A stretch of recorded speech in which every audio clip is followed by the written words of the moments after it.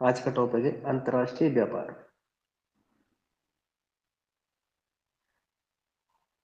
आप अंतर्राष्ट्रीय व्यापार के विभिन्न पहलुओं के बारे में पहले ही मानव भूगोल के मूल सिद्धांत नामक पुस्तक में पढ़ चुके हैं।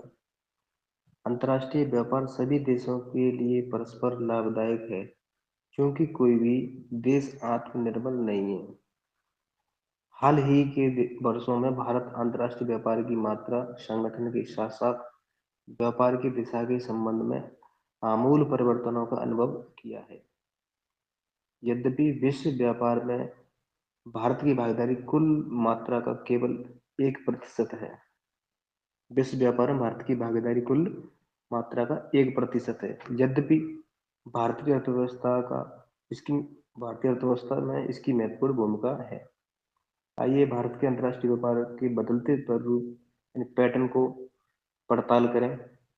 वर्ष 1950-51 में भारत का वैदेशिक व्यापार का मूल्य 1214 करोड़ रुपए था, जो कि वर्ष 2016-17 में बढ़कर 44,029,762 करोड़ रुपए हो गया है।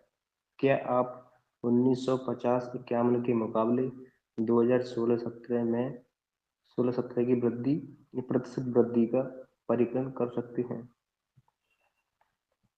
विदेशी व्यापार में तीव्र वृद्धि के अनेक कारण हैं, जैसे कि विनिर्माण के क्षेत्रों में संवेगी गतिशील उठान, सरकार की उदार नीतियां तथा बाजारों की विविधरूपता आदि। समय के साथ भारत के विदेशी व्यापार की प्रकृति में बदलाव आया है। तालिका 11.1। यद्यपि यहाँ पर आयात एवं निर्यात दोनों की मात्रा में वृद्धि हुई है, परंतु निर्यात की तुलना में आयात मूल्य अधिक है।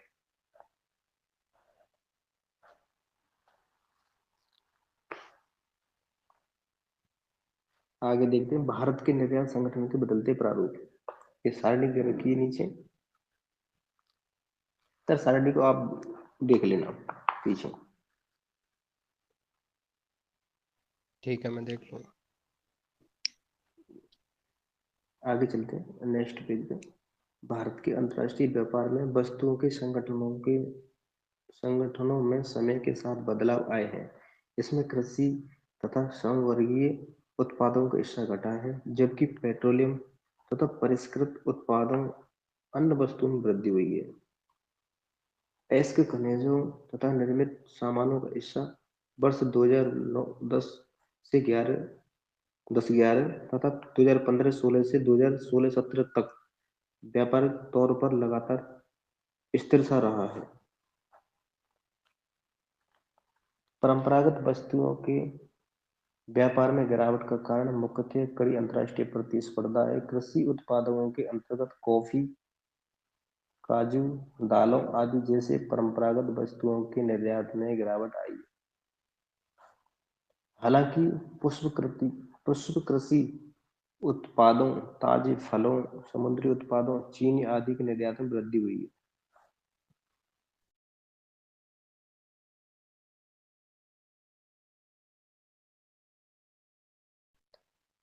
वर्ष 2016-17 के दौरान विनिर्माण क्षेत्र ने भारत में कुल निर्यात मूल्य के अकेले 73.6% की भागीदारी अंकित की।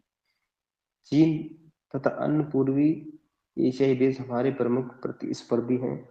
भारत के विदेश व्यापार में मणि रत्नों तथा आभूषणों की एक व्यापक हिस्सेदारी है। जी सर।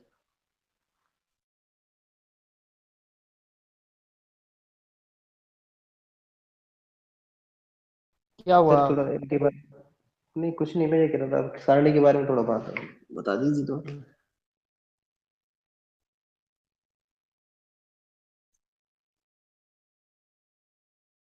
सारणी कहाँ पर छोड़ी है आपने? अभी तक तो ये 2015-16 या 2016-17 में व्यापक तौर पर बढ़ा है, यहाँ तक है क्या क्रियाकलाप के बराबर से?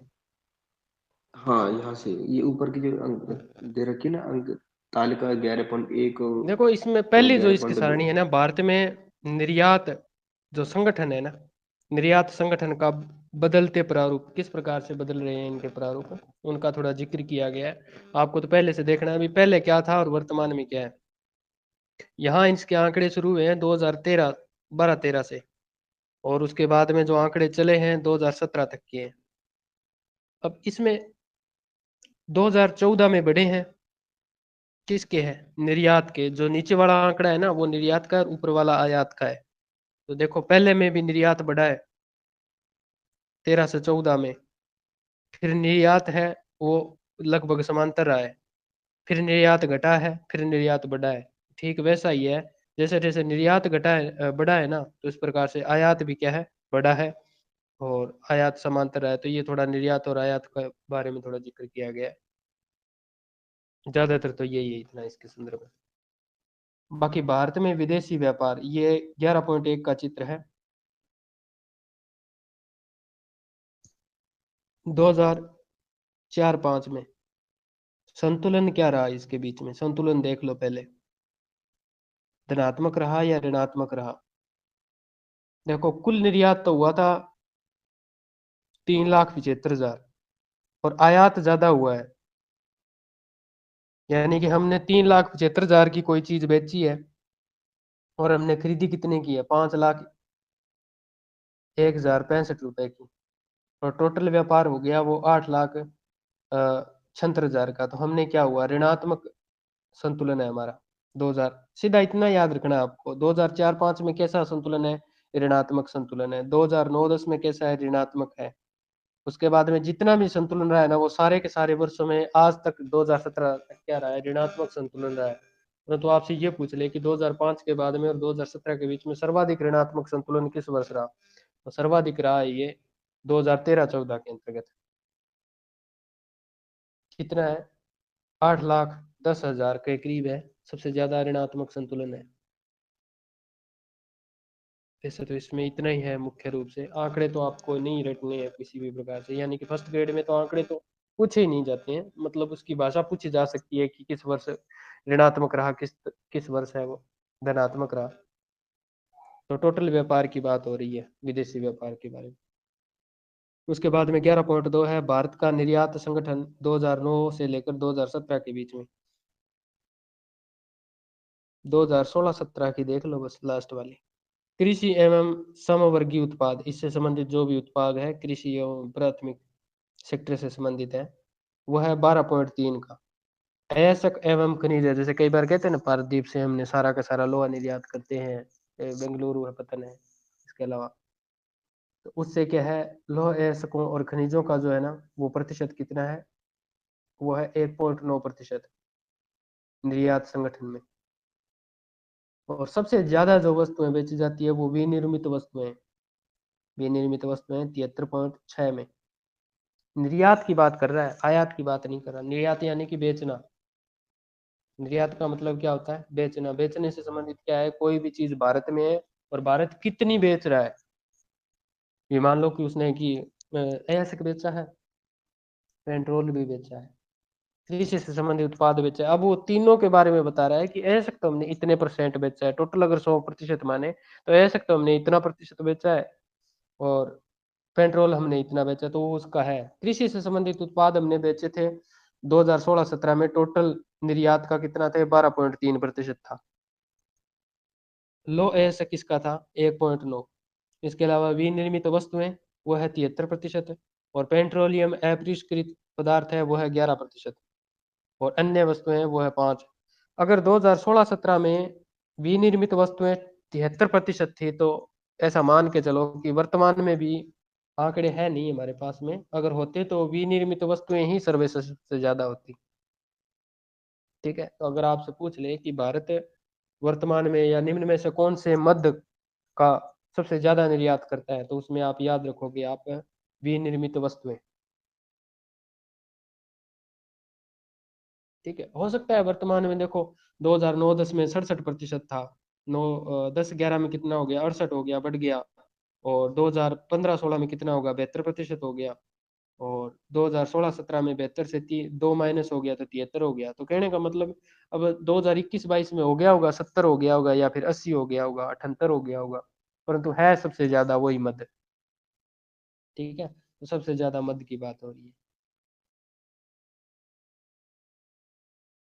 इसके अलावा न्यूनतम में आ जाता है लो एस का।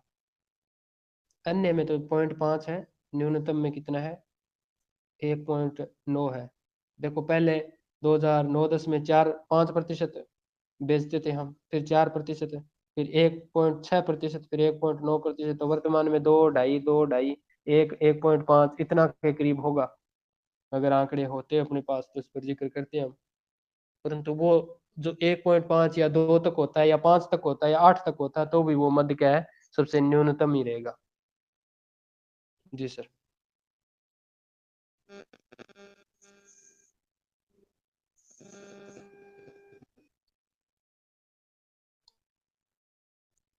मैं पढ़ देता हूँ।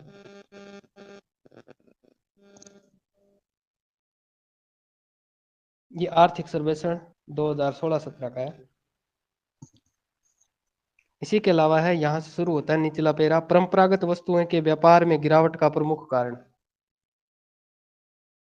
परंपरागत वस्तुओं के व्यापार में कौन सी परंपरागत वस्तुएं जो परंपराओं से चली आ रही है, वो परंपरागत वस्तुओं के व्यापार में गिरावट का मुख्य कारण है कड़ी अंतर्राष्ट्रीय प्रतिस्पर्धा।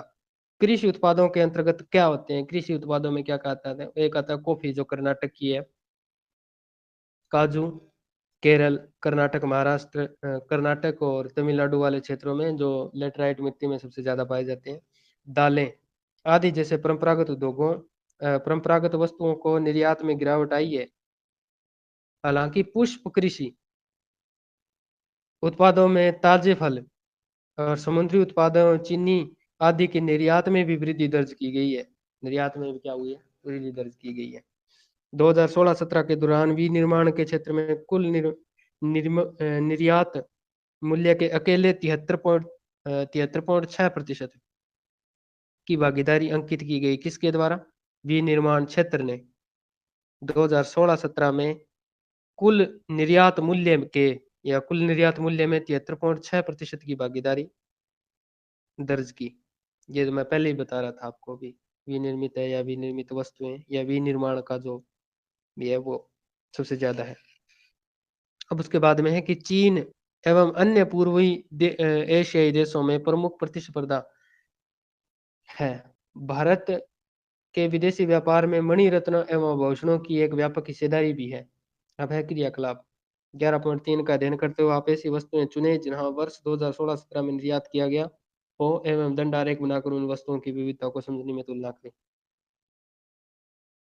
यहाँ से शुरू होता है अपना टॉपिक, भारत के आयात संगठन के बदलते प्रारूप। तो कैसे आयात जो संगठन है, कैसे प्रारूप बदल गया, संगठन का जो प्रारूप है कैसे बदल गया। चीन के साथ में पहले हम कितना व्यापार करते थे, वर्तमान में क्या कौन कौन सी नीतियां आई, उसके बाद में हमने कितना घाटा कर दिया।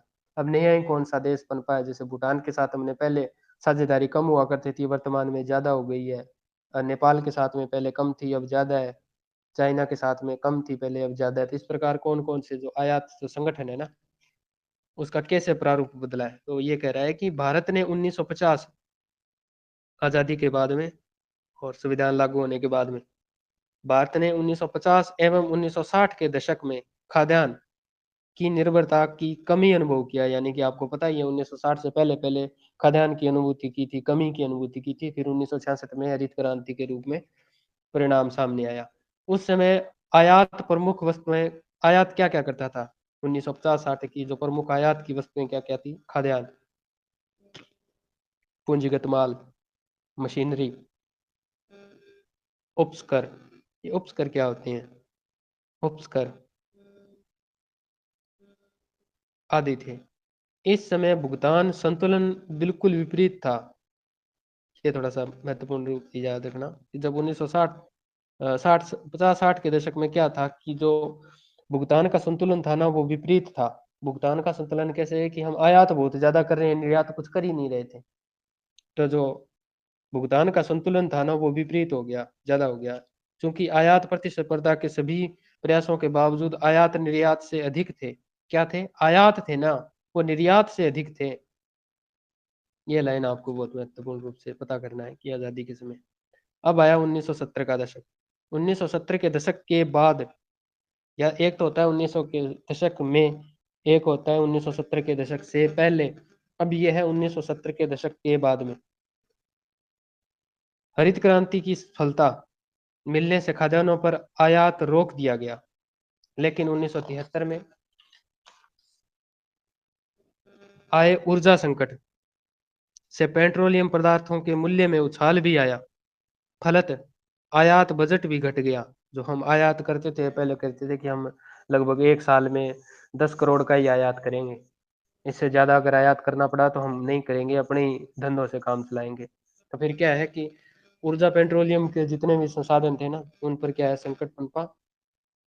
और उसके बाद में क्या है, हमारा जो आयात बजट था ना, कितनी वस्तुएं 10 करोड़ की कर रहे हैं तो वहां पर हमें करनी पड़ी 25 से 18 या 20, जितनी भी थी ज्यादा करनी पड़ी, तो हमारा जो बजट था ना वो डगमगा गया। तो क्या कहता है कि आयात बजट भी बढ़ गया। किसके कारण? ऊर्जा संकट से पेट्रोलियम पदार्थों के मूल्य में उछाल उछाल के कारण। फिर कहता है कि खाद्यान्नों के आयात की जगह उर्वरक की जगह, किसकी जगह? खाद्यान्नों के आयात की जगह, यानी कि गेहूं की बजाय हमने की जगह हमने उर्वरक एवं पेट्रोलियम ले ली। पहले हम उर्वरक एवं पेट्रोलियम लेते नहीं थे। जैसे हमारे पास उन्नत बीज आए तो हमने उन्नत बीज और उन्नत कीटनाशी दवाएं वो हमने मंगानी शुरू कर ली।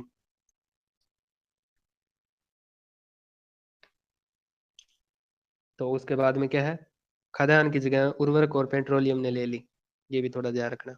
मशीन एवं उपकरण, विशेषतः स्टील, खाद्य तेल, खाने वाला तेल, जो भी जितना भी खाद्य तेल एवं रसायन मुख्य रूप से आयात व्यापार की रचना करते हैं। आयात व्यापार की रचना करते हैं। ये चीजें हमने आयात के रूप में ली हैं, जो हमने पढ़ा। तालिका 11.4 में आयात के बदलते प्रारूप का परीक्षण करें तथा उनमें हुए परिवर्तन को समझने का प्रयास करें। कहाँ है 11.4? ठीक है, पढ़ लेते हैं उसको, एक बार इसको पढ़ ले। तालिका 11.4 यह दर्शाती है कि पेट्रोलियम तथा उसके उत्पादों के आयात में तीव्र वृद्धि हुई है। इससे न केवल ईंधन के रूप में प्रयुक्त किया जाता है, बल्कि इसका प्रयोग उद्योगों में कच्चे माल के रूप में भी किया जाता है। इससे बढ़ते हुए औद्योगिकरण और बेहतर जीवन स्तर का संकेत भी मिलता है। इससे राष्ट्रीय बाजारों में इसकी कदाचनिक मूल्य वृद्धि भी एक अन्य कारण रही है। निर्याताभिमुख उद्योगों एवं घरेलू क्षेत्रों की बढ़ती हुई मांग के कारण पूंजीगत वस्तुएं के आयात में एक स्थिर वृद्धि होती रही है।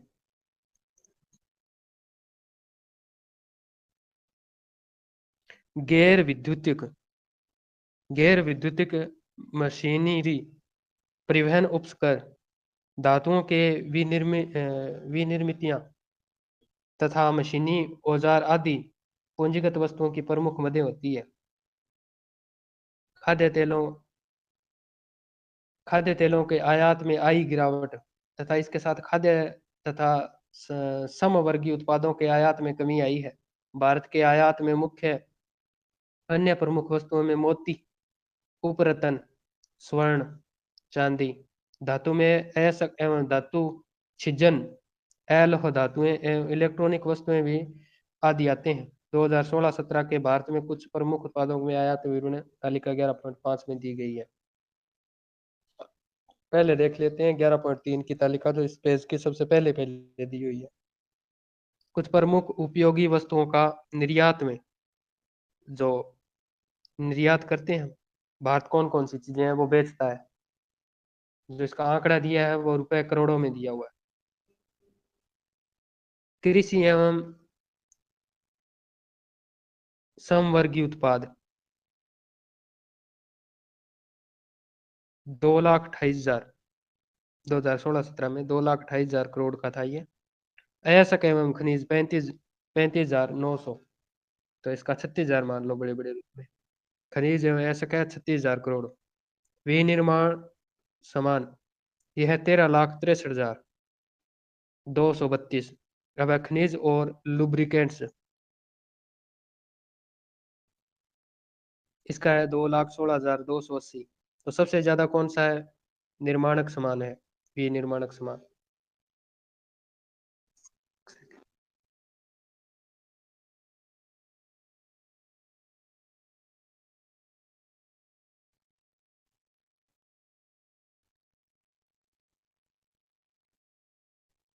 तो सबसे ज़्यादा यही है, सबसे ज़्यादा ये है। एक नंबर पे, नंबर लगा दो इसके सामने, एक नंबर तो विनिर्माणक है, दूसरा है 2,28,000, 2,16,000, तो 2,28,000 वाला यानी कि 2 नंबर पर कृषि है, एवं समवर्गीय उत्पाद है। 3 नंबर पर खनिज है और 4 नंबर पर ऐसक है। खनिज ईंधन, ईंधन खनिज के बारे में हो रही है बात, यहाँ पर पेट्रोलियम वगैरह की बात हो रही है, पेट्रोलियम है, कोयला है, उनके बारे में हो रही है। बाकी है ऊपर है 4 नंबर ऐसक एवं खनिज, ऐसक का मतलब है लोहा है, तांबा है, एल्यूमिनियम है, जो भी उनके बारे में किया गया है। उसके बाद में है 11.4 का, भारत का आयात, क्या क्या चीजें आयात करता है वो। पहले तो था निर्यात वस्तुओं में कितने रुपए की हमें आमदनी प्राप्त होती है, अब है आयात क्या क्या चीजें करता है। 2016-17 में प्रतिशत में, 2016-17 का देख लो, सबसे ज्यादा कौन सी हैं। पहले तो देखो, खाद्य एवं संबंधित वस्तुएं, खाद्य की कितनी थी 2009-10 में, 3.7 थी, 2.9, 5.1 और 5.6, यानी खाद्य सामग्री है वो हम आयात करते हैं 5.6%। ईंधन कोयला, POL, ये क्या है POL,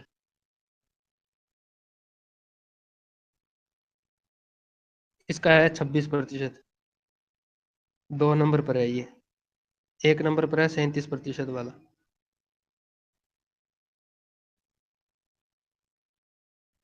उसके बाद में है पूंजीगत सेवाएं, नहीं उसके बाद में है उर्वरक, उर्वरक है 1.3, और पेपर बोर्ड विनिर्मित और न्यूज प्रिंट वाला है 0.9, और पूंजीगत वस्तुएं हैं 0.16%। देख लो भाई ये इसके बारे में अगर कुछ समझ में आए तो।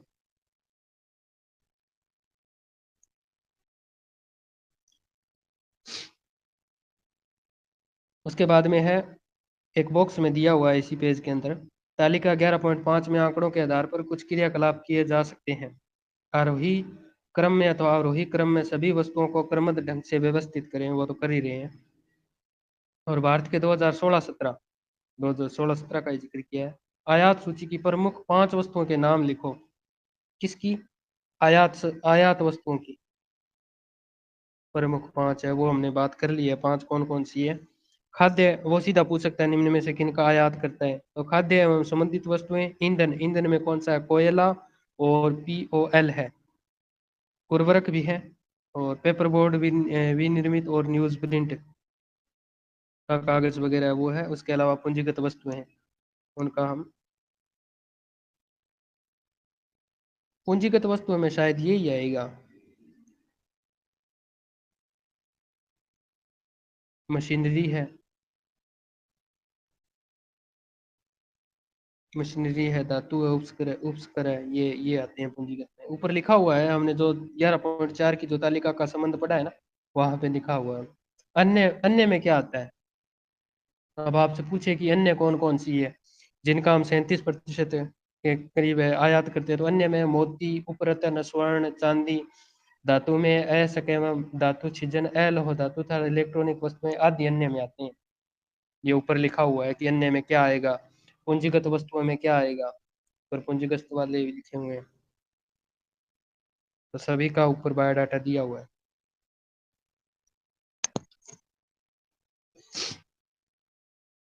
भारत एवं कृषि, भारत एक कृषि दृष्टि से समृद्ध देश होते हुए भी खाद्य तेल और दालों का आयात क्यों करता है? ध्यान से रखना है ये, भारत कृषि प्रधान होते हुए भी क्या करता है? खाद्य तेल और दालों का आयात करता है।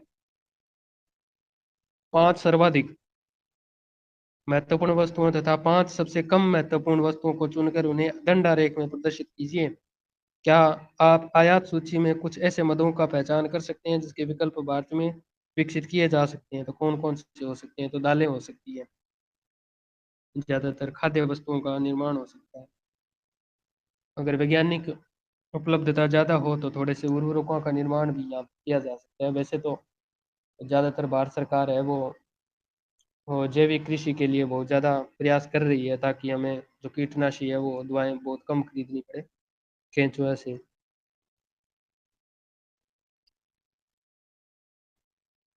अब इसका नेक्स्ट पेज पे है प्रमुख कुछ वस्तुएं जो आयात करते हैं, और वो भी करोड़ों रुपए में। आंकड़े दिए रखे हैं, 2016-17 के दे रखे हैं, हमने जितने भी पढ़े हैं वो 2016-17 के पढ़े हैं।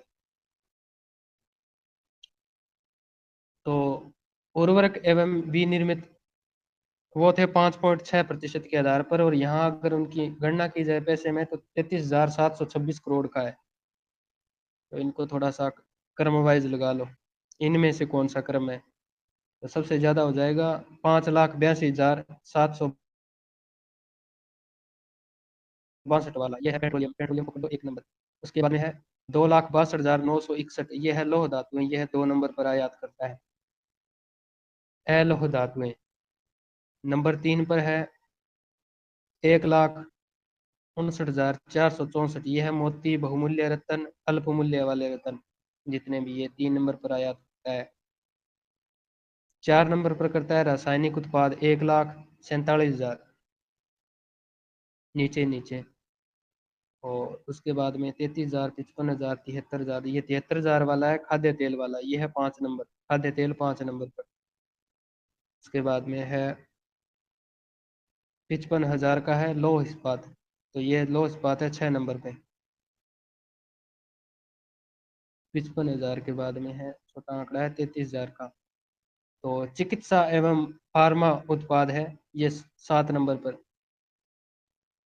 और बाकी बचा एक ही, लुगदी तथा अपशिष्ट वाले हैं, वो 8 नंबर पर। नहीं नहीं,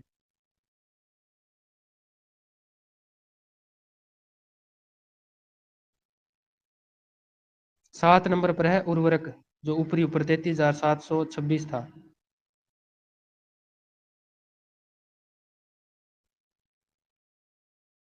चिकित्सा वाला है 8 नंबर पर, तो ये है 9 नंबर पर। क्या बात है, समझ में नहीं आ रहा है क्या? जी सर, आ रहा है। हम्म, पढ़ रहे हो क्या साथ में? हाँ सर, देखिए। जी सर। हम्म, क्या पता, अभी तो देखा मैंने, अभी तक तो 15-16 जने थे, और अभी वही रह गए हम फाइनल 4-5। देखो, पढ़ने का सभी का मन करता है, पढ़ाई है वो परिश्रम मांगती है। जब तक आप खुद अपने सिलेबस को बिल्कुल डिटेल से नहीं निकालोगे ना, तब तक आप कैसे डिमांड कर सकते हो किसी चीज़ की। लोगों को चाहिए तड़क भड़क, उनको चाहिए अच्छा पढ़ाने वाला, तड़क भड़क चाहिए। वो तो ना, जैसे शादी माहौल में भी गए हुए होते हैं ना, तो लगभग उनको अगर 10 लाख रुपए में किसी लड़की की शादी है, और वहाँ पर वो खाना वगैरह खाकर आते हैं, तो वहाँ पर भी गलतियाँ निकाल देते हैं कि वहाँ तो ये ठंडा था क्या, गुलाब जामुन ठंडे थे क्या, आइसक्रीम ठंडी थी, गर्म होनी चाहिए थी। सही कह हाँ रहे तो हो सर। नहीं, यहाँ घर पे तो क्या करते हैं कि कॉफ़ी भी क्या कहते हैं कि कॉफ़ी गर्म पियेंगे, और वहाँ भी कोल्ड कॉफ़ी के नाम पर भी पी कर आ जाते हैं, वो कोल्ड कॉफ़ी चाहिए क्या। तो वो अलग बात है। तब तक आपको क्या है, आप अपने मुद्दे में सही रहो बस। आप जब वैकेंसी आए, तब वैकेंसी के सामने सीना ठोक कर आप ये कह सको कि भी मैंने पढ़ा है, और पूरी अपनी तसल्ली से पढ़ा है। अगर हो या न हो वो किस्मत की बात है, वो भविष्य की बात है। और मैंने अपनी तसल्ली से, मनोयोग से, पूरे मनोयोग से पढ़ा है इस चीज़ को। ठीक है, तो आप अपने कर्म पथ पर लगे रहें।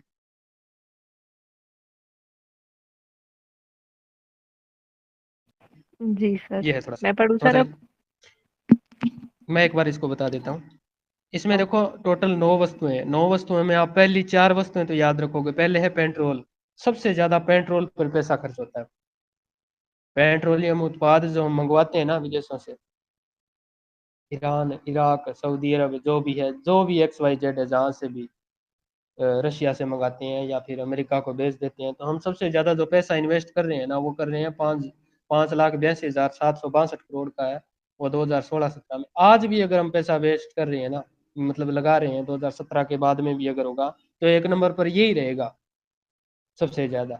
ये आर्थिक भूगोल है, ऐसे समझ में आने वाली नहीं है, ठीक है। एक नंबर का तो आप ऑथेंटिक रूप से ये ध्यान रखोगे कि इस पर ज्यादा पैसा लग रहा है।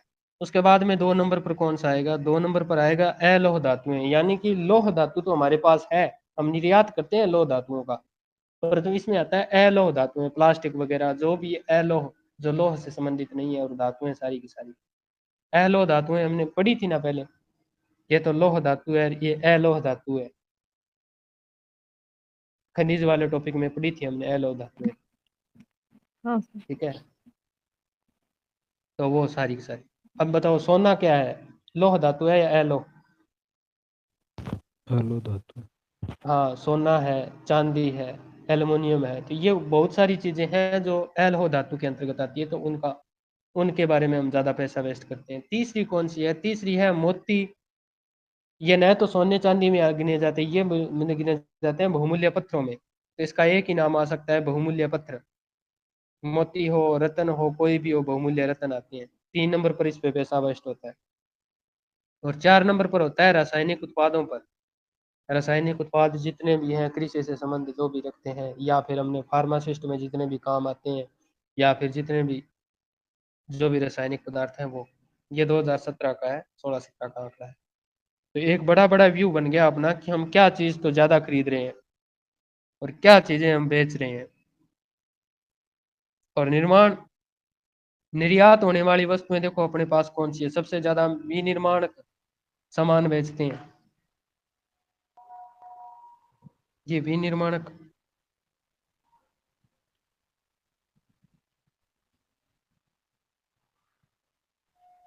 जो हमने पिछले वाले डायग्राम में पढ़ा था। हाँ ट्विंकल में पढ़ रहे हो क्या?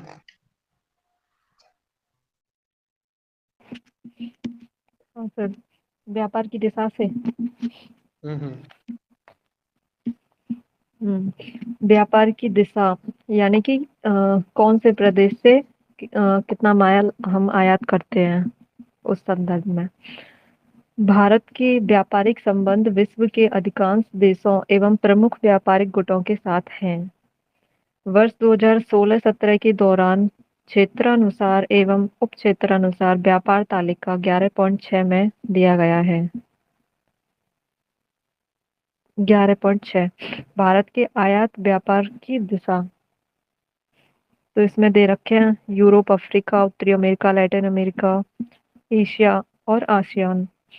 इनसे आयात कितना कितना हुआ है? यूरोप से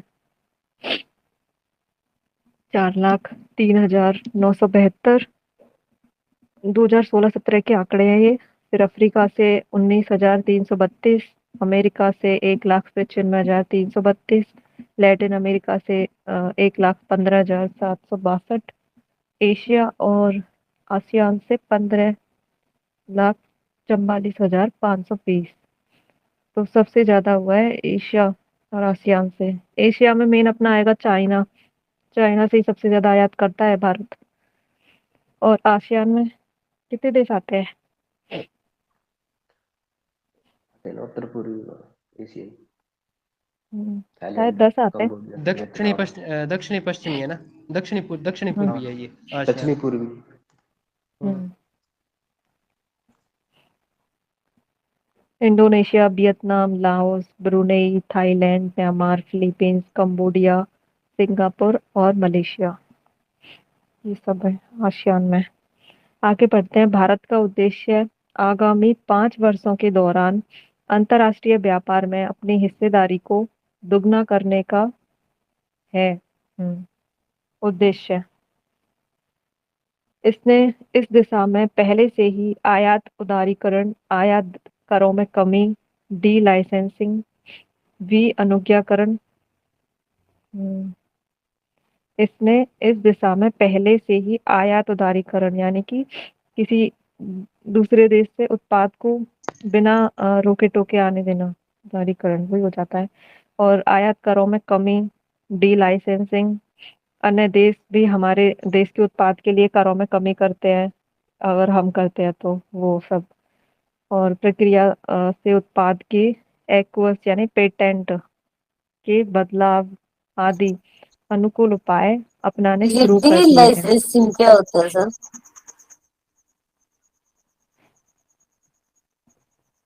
ये डी लाइसेंसिंग वही ये तो है ना, जिसमें लाइसेंस वगैरह से संबंधित है, छूट दी जाती है, हाँ, जैसे पहले दे कमी रखा है की ना है। आयात करों में हाँ, कमी, वही उसी का अपोजिट है। जैसे हम करेंगे तो अन्य देश भी हमारे लिए करेंगे। डी लाइसेंसिंग, करों में कमी। के आगे है, भारत का अधिकतर विदेशी व्यापार समुद्री एवं वायु मार्गों द्वारा संचालित होता है। वो तो पहले भी पढ़ा था हमने समुद्री मार्ग के बारे में, प्राचीन काल से ये चला आ रहा है। हालांकि विदेशी व्यापार का छोटा सा भाग सड़क मार्ग द्वारा नेपाल, भूटान, बांग्लादेश एवं पाकिस्तान जैसे पड़ोसी राज्यों में सड़क मार्ग द्वारा किया जाता है, आसपास के देशों के साथ सड़क मार्ग द्वारा। ठीक है, समुद्री पत्तन अंतरराष्ट्रीय व्यापार के प्रवेश द्वार के रूप में, पत्तन वगैरह। भारत तीनों ओर से समुद्र से घिरा हुआ है और प्रकृति ने हमें एक लंबी तट रेखा प्रदान की है। जल सस्ते परिवहन के लिए एक सपाट तल प्रदान करता है। समुद्री यात्राओं की भारत में एक लंबी परंपरा रही है, जहाँ तक कि कई स्थानों के साथ उपनाम पत्तन जुड़ा हुआ है। भारत में समुद्री पत्तनों का एक रोचक तथ्य यह है कि इसके पूर्वी तट की अपेक्षा पश्चिमी तट पर अधिक पत्तन है। ये हमने पहले भी पढ़ा है, पूर्वी तट तो की बताओ अपेक्षा। प्राकृतिक कहाँ है? प्राकृतिक बंदरगाह ज्यादा कहाँ पर है, पूर्वी पर है या पश्चिमी पर? पूर्वी तट पर। पूर्व अरे कहाँ कर रहे हो सर? पश्चिम में आप ये मुंबई वाला नहीं वो नहीं से। नहीं नहीं नहीं नहीं, मैं ये समझ गया बात को। देखो ये एकदम से जो आंसर आता है ना, ये हमारा गलत है। किस प्रकार से हम सोचते हैं कि पूर्वी तट पर सबसे अच्छे बंदरगाह है। अच्छे बंदरगाह नहीं है, वहां पर जो नदियां गाद लेकर आती है ना तट में, हम्म तट के सामने बिल्कुल ना बहुत ज्यादा गाद और कीचड़ मचा देती है वो। तो जितने भी जहाज आते हैं ना वो उस गाद में फंस जाते हैं, तो इस कारण वहां पर कृत्रिम बंदरगाह बनाए गए हैं। जो पश्चिमी घाट है ना पूरा का पूरा, वो सह्याद्री से तटबद्ध है। और एक भी नदियां उत्तरी भारत में, जो गुजरात वाले क्षेत्र में दो चार नदियां हैं वो ही गिरती है एस्चुरी बनाने वाली। बाकी कोई नदी ऐसी नहीं है जो पश्चिमी घाट से को पार करके और अरब सागर में गिरे। इसी कारण से कहा है ना, पूर्वी तट की अपेक्षा पश्चिमी घाट पर अधिक पतन है। अधिक पतन होने का कारण यही है क्योंकि यहाँ पर क्या है, प्राकृतिक है। और अगर पूछ ले कृत्रिम बंदरगाह सबसे ज्यादा कहाँ है, तो पूर्वी पर। अब आ गई क्या समझ में? जी सर। हाँ अभिषेक सर। हाँ जी सर। नहीं सर, हाँ तो ये मैंने थोड़ा सा। पढ़ा, हाँ ये हाँ पढ़ा बताओ। है सर कि ये जो पूर्वी घाट में ज्यादातर जो बंदरगाह है वो सभी प्राकृतिक रूप से, जैसे विशाखापट्टनम हुआ, चेन्नई हुआ। लेकिन पश्चिमी घाट पे जो बंदरगाह है ना, इनका विकास किया गया है, जैसे कि क्या नाम है, ये कांडलावाड़ा आपने है, लाइन जो उल्टी मुंबई पढ़ में। ली, आपने उल्टी पढ़ ली। पूर्वी घाट के जितने भी बंदरगाह है ना, उनका विकास किया गया है, उनका विकास किया गया है। उनको कृत्रिम बंदरगाह बोलते हैं। आपने लाइन को उल्टा पढ़ लिया। एक बार अगर आप उस लाइन को कहीं दोबारा देख सको, उस लाइन को जहाँ पढ़ा था आपने, तो उसको थोड़ा चेक करना। देखूंगा सर। हाँ, ये तो नॉर्मल सी बात है। देखो ना, पश्चिमी घाट है वो सह्याद्री के समीप है, फिर कोई नदियां वहाँ डेल्टा नहीं डालती है। दूसरी बात है कि जो पश्चिमी, जो मगन तट और मगन ढाल है ना, वो बहुत लंबे हैं, जो पश्चिमी वाले। पूर्वी वाले इतने ज्यादा लंबे नहीं है। ठीक है, इस कारण से इसमें सर ये वो बात हमने कट्टा पहले फटा भी तट पढ़ी भी थी। है ना, पश्चिम वाला। नहीं, कटा फटा नहीं है, कटा फटा तो पूर्वी तट है। तो ये एस्चुरी बनाती है वो, ऐसे मतलब वो नहीं बनाती तो जैसे वो एस्चुरी बनाती पोर्ट कहाँ है, सिर्फ यहीं तो होता है, बनाती है ना, कांडला बंदरगाह के नदियां पास जो में, पश्चिम यहीं तो तीन नदियां आकर पश्चिमी गिर वाली। जाती है बस। हाँ, यहीं तो आकर गिर हाँ जाती है, बाकी तो पश्चिमी कोई वाले नदी का ही आती ही बोल रहा नहीं हूँ। है। जैसे मुंबई से नीचे जो कोच्चि केरल तक का जो बंदरगाह है ना, यहाँ पर कोई नदी ही नहीं है। बाकी एक गोवा की एक नाम नहीं याद आ रहा उसका, मांडवी नदी है शायद। मांडवी नदी एक आकर गिरती है यहाँ पे। एक छोटी छोटी दो कर्नाटक की नदियां हैं, एक दो केरल की छोटी बड़ी नदियां, बस इसके अलावा कोई नदी नहीं गिरती है।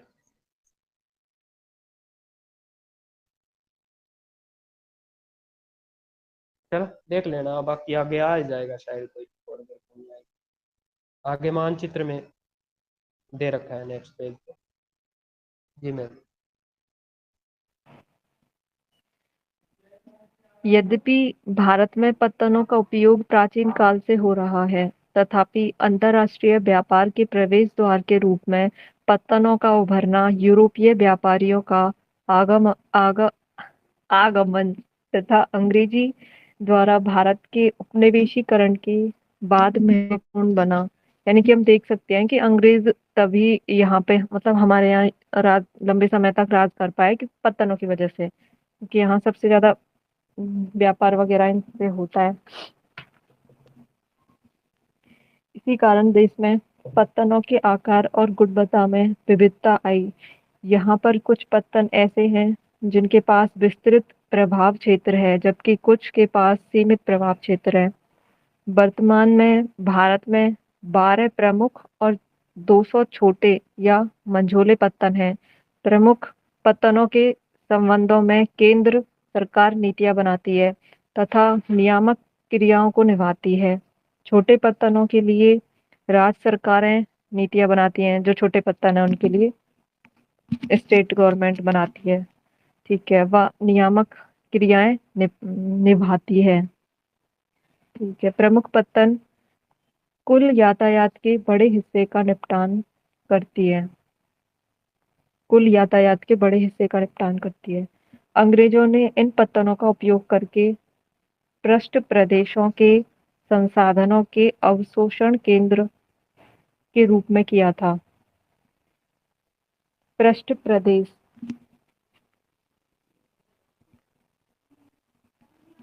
ये आगे भी आएगा, देखते हैं। बताया तो था 2 दिन पहले पृष्ठ हाँ प्रदेश, सर, वही है। सर वही होता जैसे है रेल सर, मुंबई के जैसे सड़क, हाँ रेल और सड़क से जुड़ा हुआ है पत्तन का क्षेत्र, नहीं नहीं इसी को बोलते नहीं हैं। नहीं, ऐसा ऐसा नहीं है। जैसे मुंबई बंदरगाह है ना, इसके चारों तरफ हाँ कितना औद्योगिक क्षेत्र है और कितना हाँ कृषिगत क्षेत्र है। जितना भी कृषिगत क्षेत्र, औद्योगिक क्षेत्र, जितने भी खान है ना, वो सारे के सारे माल है ना एक ही पतन से बाहर निकाल देते हैं। तो जिस पतन पर सबसे ज्यादा लोड है ना, वो है मुंबई का पतन। तो सबसे ज्यादा है ना औद्योगिक दृष्टि वाले, हमने चैप्टर में पढ़ा था इसको, कि इसका मुंबई का पतन है ना, इसके चारों तरफ का जो बैकग्राउंड का जो क्षेत्र है ना, वो बड़ा है, बहुत दूर तक मार करता है ये सारी चीजों को। तो यही तो कह रहा है ना कि देखो, मुंबई से कराची को 500 मील की दूरी अदन से, तो यहाँ से मुंबई से जो ईस्ट इंडिया कंपनी जो जितना भी माल लेके जाती थी ना, वो मुंबई पतन से सबसे ज्यादा लेके जाती थी। इसके अलावा पूर्व की तरफ है कोलकाता और हल्दिया बंदरगाह थे, वहां से लेकर जाती थी। तो इसका पृष्ठ हम्म। प्रदेश है ये प्रत्येक बंदरगाह। आंतरिक प्रदेशों में रेलवे के विस्तार ने स्थानीय बाजारों को क्षेत्रीय बाजारों और क्षेत्रीय बाजारों को राष्ट्रीय बाजारों तथा राष्ट्रीय बाजारों को अंतर्राष्ट्रीय बाजारों से जोड़ने की सुगमता प्रदान की है।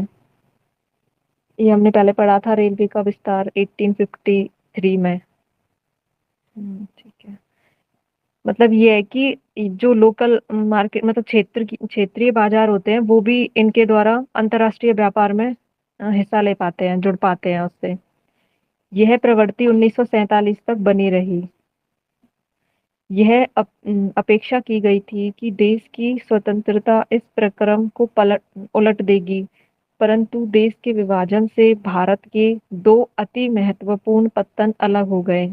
इनका नाम याद रखना, कराची पत्तन और चिटगांव पत्तन। कराची पत्तन पाकिस्तान में चला गया और चिटगांव पत्तन तत्कालीन पूर्वी पाकिस्तान, जो आज बांग्लादेश है, और अब बांग्लादेश में चला गया। ठीक है, इस क्षतिपूर्ति के लिए अनेक नए पत्तनों को विकसित किया गया, जैसे कि पश्चिम में कांडला और पूर्व में हुगली नदी पर कोलकाता के पास डायमंड हार्बर का विकास हुआ। चारों को अंडरलाइन कर लो। कराची पत्तन, चिटगांव पत्तन, इनके इनकी क्षतिपूर्ति के लिए हुआ था निर्माण, पश्चिम में कांडला का और एक डायमंड हार्बर हुगली नदी पर जो कोलकाता में है। ठीक है, इस बड़ी हानि के बावजूद देश की स्वतंत्रता प्राप्ति के बाद से भारतीय पत्तन निरंतर वृद्धि कर रहे हैं। आज भारतीय पत्तन विशाल मात्रा में घरेलू के साथ साथ विदेशी व्यापार का निपटान कर रहे हैं। अधिकतर पत्तन आधुनिक अवसंरचना से लैस हैं। पहले पत्तनों के विकास एवं आधुनिकीकरण की जिम्मेदारी सरकारी अभिकरणों पर थी, लेकिन काम के बढ़ने और इन पत्तनों को अंतर्राष्ट्रीय स्तर के पत्तनों के समकक्ष बनाने की आवश्यकता ने भारत के पत्तनों के आधुनिकीकरण के लिए निजी उद्यमियों को आमंत्रित किया। यानी कि अब जो चल रहा है प्राइवेटाइजेशन, उस सब में ये उसी से रिलेटेड है। सब चीज प्राइवेट कंपनियों के दी जा रही है सरकार हमारी। आज भारतीय पत्तनों की नौभार निपटान की क्षमता 1951 में 20 मिलियन टन से 2011 में 837 मिलियन टन से अधिक बढ़ गई है। 2016। भारतीय हाँ 2016 में 837 मिलियन टन, 1951 में 20 मिलियन टन थी जो। अपने पृष्ठ प्रदेशों के साथ कुछ भारतीय पत्तन अग्रलिखित हैं। एक बार ये मैप देख लेते हैं पहले। 11.4 भारत मुख्य पत्तन एवं समुद्री मार्ग। अपना गुजरात में है कांडला पत्तन, फिर मुंबई पत्तन। टोटल 12 होंगे ना? कितने? 1 2 3 4 5 6 7 8 9 10। एक कहाँ गया? 11 है इसमें। 11। 11 है चेन्नई। कांडला, मुंबई, मरमागांव जो गोवा में, मंगलूर, कोच्चि, तूतीकोरिन, विशाखापट्टनम, पारादीप, हल्दिया और कोलकाता। देखो पहले तो एक आप ध्यान रखना, गुजरात है एक राज्य लगता है पहला, गुजरात का लगता है कांडला, मुंबई का लगता है महाराष्ट्र का लगता है मुंबई, महाराष्ट्र। गोवा का लगता है मर्मगोवा, और कर्नाटक का लगता है कर्नाटक। मंगलूर, और केरल का है कोच्चि। कर्नाटक तमिलनाडु के 2 हैं, तूतीकोरिन और चेन्नई, और आंध्र प्रदेश का है विशाखापट्टनम, और उड़ीसा का है पारादीप, पारादीप। और वेस्ट बंगाल के 2 हैं, कोलकाता और हल्दिया। ठीक है, इस प्रकार से मुख्यतः 11 है, बाकी 12वां अगर कहीं आएगा नाम तो मैं बताऊंगा, चेक करता हूँ मैं। वैसे सर 13 है सर वर्तमान में मुख्य। इसमें कौन एक सा है, तो एक और बता दो। एक न्यावा सेवा मुंबई में, और एक चेन्नई में, एन्नौर बंदरगाह, मतलब तमिलनाडु में। मतलब सबसे ज्यादा तमिलनाडु बंदरगाह है, 3 मुख्य, जो एन्नौर, चेन्नई और तूतीकोरिन। हम्म।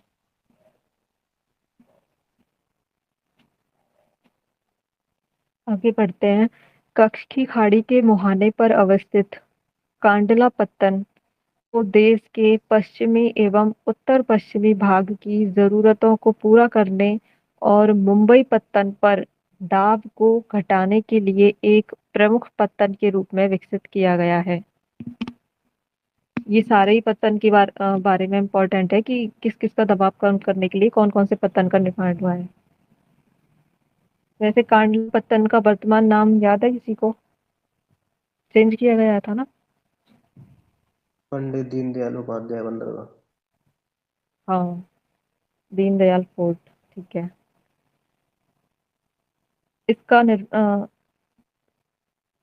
इसका निर्माण हुआ था मुंबई पत्तन पर दबाव घटाने के लिए। ठीक है। इस पत्तन को विशेष रूप से भारी मात्रा में पेट्रोलियम और पेट्रोलियम उत्पादों एवं उर्वरकों को ग्रहण करने के लिए बनाया गया है। बाडीनार में एक अपतटीय टर्मिनल विकसित किया गया है ताकि कांडला पत्तन के दबाव को भी घटाया जा सके। कहाँ पे? बाडीनार में। बाडीनार। ये जो कांडला पत्तन है ये एक ज्वारीय पत्तन है। आते हैं ना सही है। ज्वार वगैरह है। हाँ, ज्वारीय बंदरगाह है ना यहाँ पे, कांडला बंदरगाह। हाँ हाँ। आगे बढ़ते हैं। पृष्ठ प्रदेश, हिंटरलैंड। ये हिंटरलैंड पहले भी पढ़ा है ना, हिंटरलैंड सब। हाँ, इस सर ने बताया था अर्बन मुझे। ज्योग्राफी में आता है ना, अर्बन हाँ। हिंटरलैंड शब्द किसने दिया? एफ एस ग्रीन ने। हम्म। पृष्ठ प्रदेश की सीमा का चिन्हांकन मुश्किल होता है क्योंकि यह क्षेत्र पर यह क्षेत्र पर सुस्थिर नहीं होता।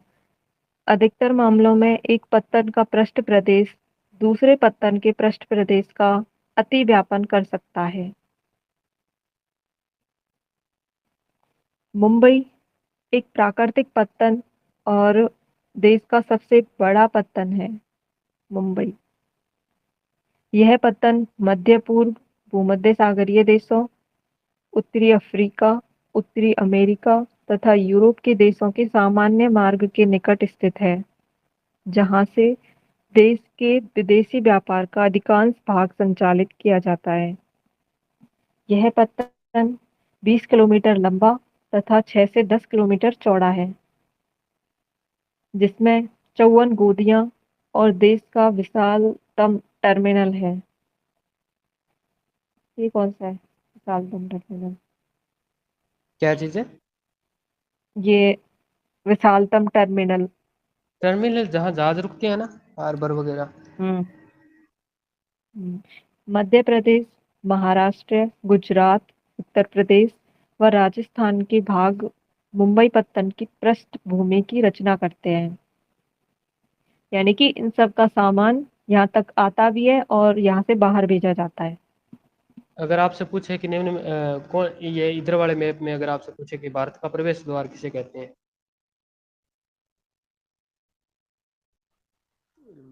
कौन से मुंबई वाले बंदरगाह ये को नहीं, कहते हैं? मुंबई वाले को। भारत का प्रवेश द्वार यही है, मुंबई पर, ये मुंबई मुंबई। बंदरगाह। हाँ। एक तो है भारत का सबसे बड़ा, पहली बात तो भारत का सबसे बड़ा। दूसरी बात, भारत का सबसे व्यस्ततम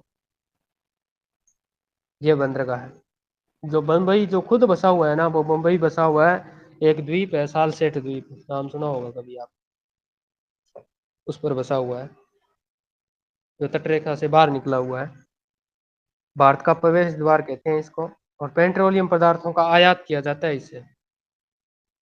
अगर आपसे पूछे कि अरब देशों से हम पेट्रोल को आयात करते हैं, तो किस बंदरगाह से आयात करते हैं? हम बंदरगाह मुंबई से आयात करते हैं उसका। ठीक है। आगे बढ़ते हैं। जवाहरलाल नेहरू पत्तन।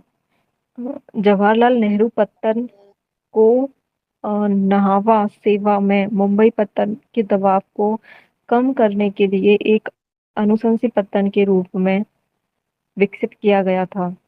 अनुशंसी मतलब सैटेलाइट।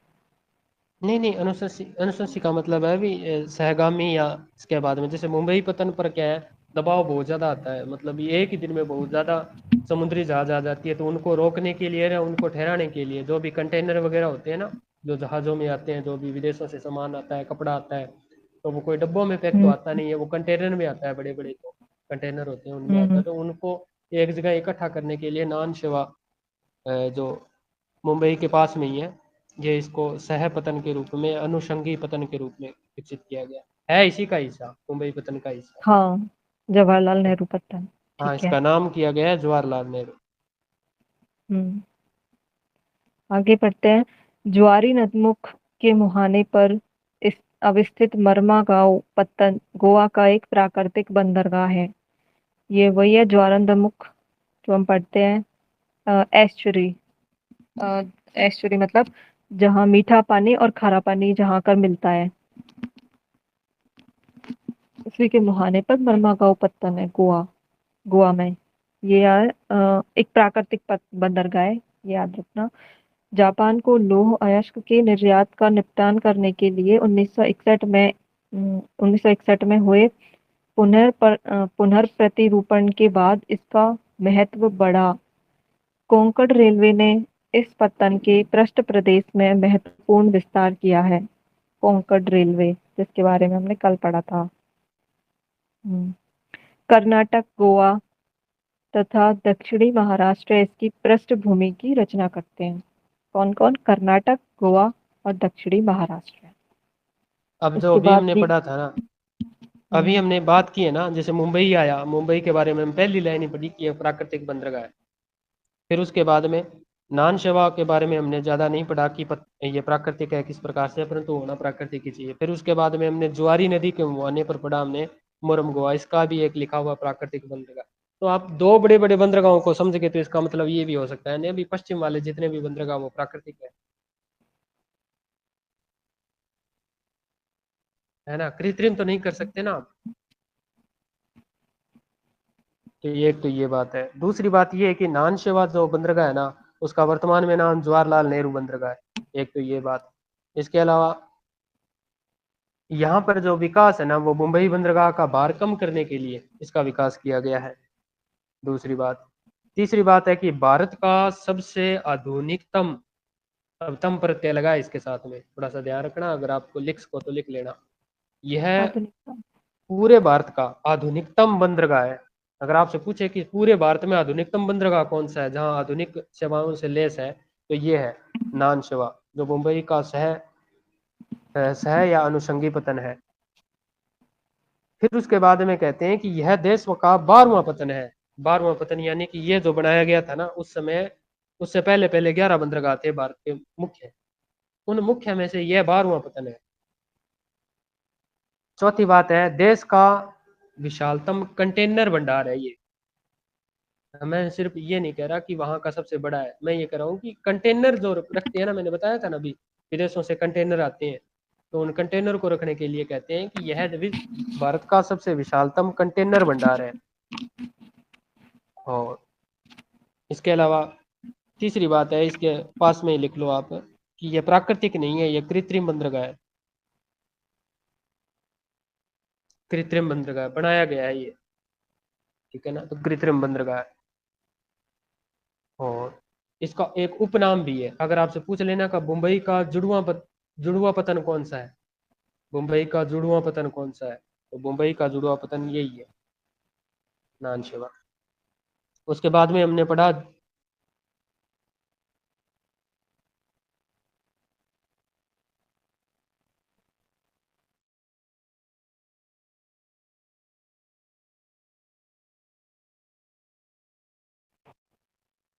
फिर आवाज नहीं आ रही।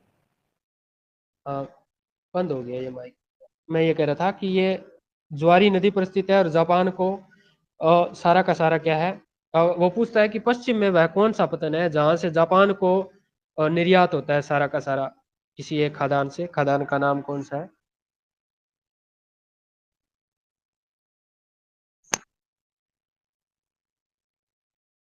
खदान का तो नाम नहीं याद आ रहा मुझे। कौन सी सर? गोवा से मुर्म गोवा से कौन से खदान का लोहे तक निर्यात होता है जापान को? ये कर्नाटक राज्य में है ना, वो बाबा बुदन की पहाड़ियां, वहां से होता हाँ, होगा बाबा शायद, बूदन क्योंकि वाले। गोवा में तो कहीं दिखता नहीं है कहीं लोहा, क्योंकि नहीं, कर्नाटका में जैसे लोहा है। न्यू मंगलोर आएगा ना, तो न्यू मंगलोर से होता जरूर है, पर वो होता है कुद्रेमुख की लेकिन खान से। जब कुद्रेमुख की कुद्रेमुख की खान से खान से होता होता है। है ना, तब वो होता है ईरान को, हम्म। वो कर्नाटक वाला है। ठीक है ना, शायद आ जाएगा। ठीक है मैम, आगे पढ़ो न्यू को- मंगलोर वाला। जी हाँ सर। सर, ली- कह रहे थे क्या कुछ? नहीं, मैं ये कह रहा था, न्यू मंगलोर को जो कॉफी उत्पादन, मतलब कॉफी वहां पे होता है ना, वो हाँ हाँ हाँ, कॉफी मेगा, बंदरगाह कहते हैं इसलिए वैसे, जैसे कॉफी ब्राजील बंदरगाह में है भी ना कहते हैं। सेंटोस बंदरगाह, नाम पढ़ा होगा ब्राजील वाले ने, सेंटोस बंदरगाह, जी। कॉफी पतन कहते हैं उसे। तो उसी प्रकार से भारत का भी एक है बंगलोर वाला, न्यू मंगलोर। अच्छी बात। हम्म, आगे बढ़ते हैं। न्यू मंगलोर पत्तन कर्नाटक में स्थित है और लौह अयस्क और लौह सांद्र के निर्यात की जरूरतों को पूरा करता है।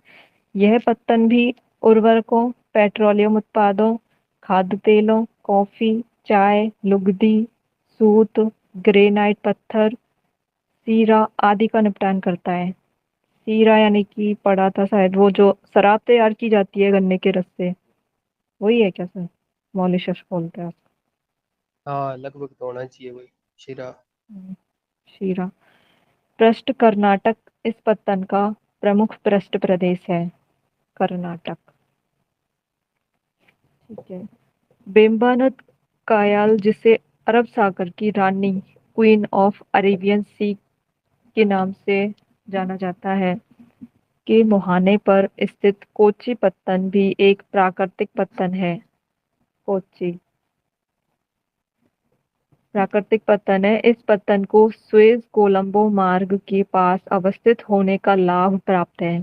सुएज कोलंबो मार्ग यह केरल, दक्षिणी कर्नाटक तथा दक्षिणी पश्चिमी तमिलनाडु की आवश्यकताओं को पूरा करता है। सबसे बड़ा शिपयार्ड यही है ना, कोच्चि पत्तन? हाँ यही है, भारत जहाँ का सबसे बड़ा। शिपयार्ड। ठीक है, आगे बढ़ते हैं। कोलकाता पत्तन मैं हुगली बताऊं क्या नदी इसके पर। इसके बारे में छोटी जी छोटी एक दो बातें और है। कोच्चि पतन है बिल्कुल। वो केरल में है। पहली बात तो कैसे कोच्चि कैसे केरल। दूसरा बात बिल्कुल। ये प्राकृतिक बंदरगाह है। वो पूछेगा निम्न में से कौन सा प्राकृतिक है, चार नाम देगा, चारों में से आपको ध्यान रखना है कि जो हम मुंबई का एक पड़ा था ना, वो जवाहरलाल नेहरू उन्नयन सेवा, वो कृत्रिम था, वो ध्यान रखना थोड़ा सा। बाकी सारे के सारे प्राकृतिक हैं अभी तक जो आए हैं।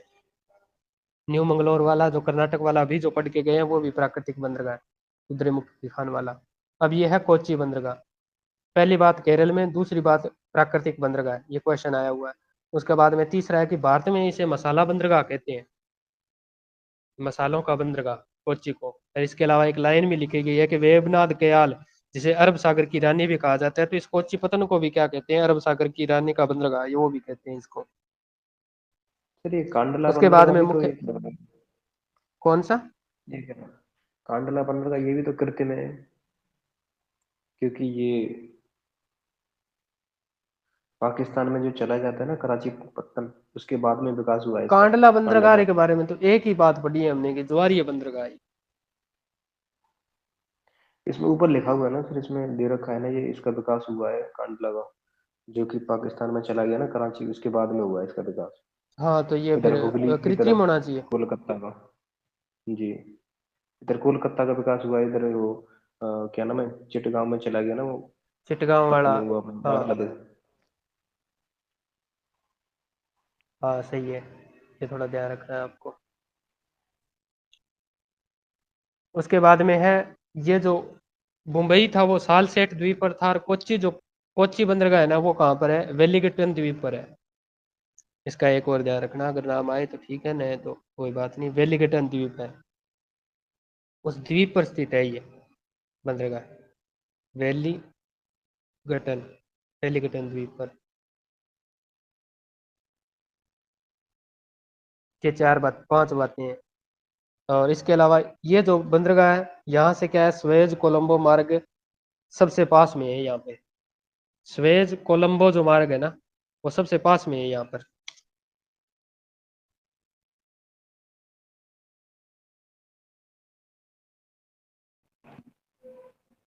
ठीक है। जी सर। इसके आगे है कोलकाता पत्तन।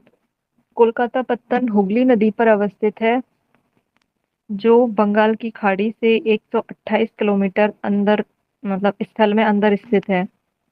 इससे पहले पड़ जाता है, जैसा कि हमने पहला मैप देखा था उसमें कोलकाता अंदर है, हल्दिया उससे पहले पड़ता है। हम्म, मुंबई पत्तन की भांति इसका विकास भी अंग्रेजों द्वारा किया गया था। कोलकाता को ब्रिटिश भारत की राजधानी होने के प्रारंभिक लाभ प्राप्त थे।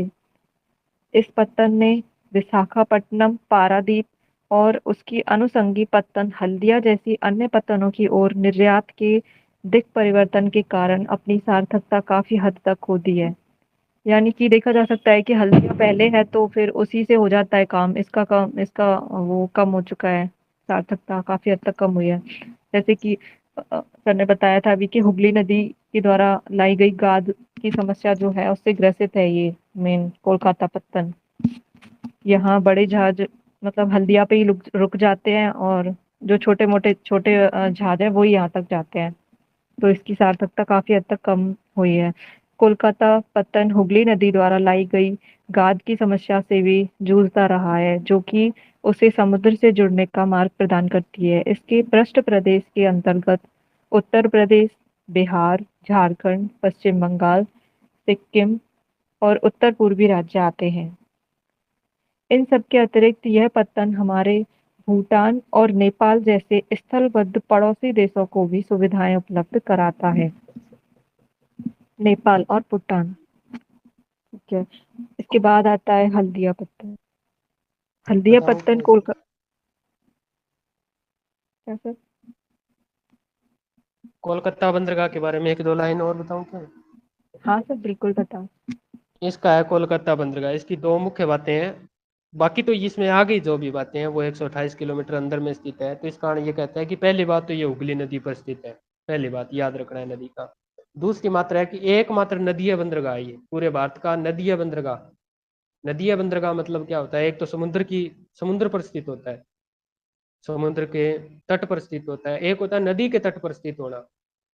तो नदी के तट पर होने के कारण क्या है, इसे नदीय बंदरगाह कहते हैं और ये कहते हैं कि भारत का एकमात्र नदीय बंदरगाह है ये।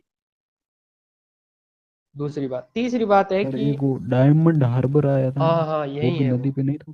हाँ यही अच्छा है, यही है उस सर। उसी जगह का नाम है डायमंड हार्बर, जहाँ जहाज ठहरते हैं ना।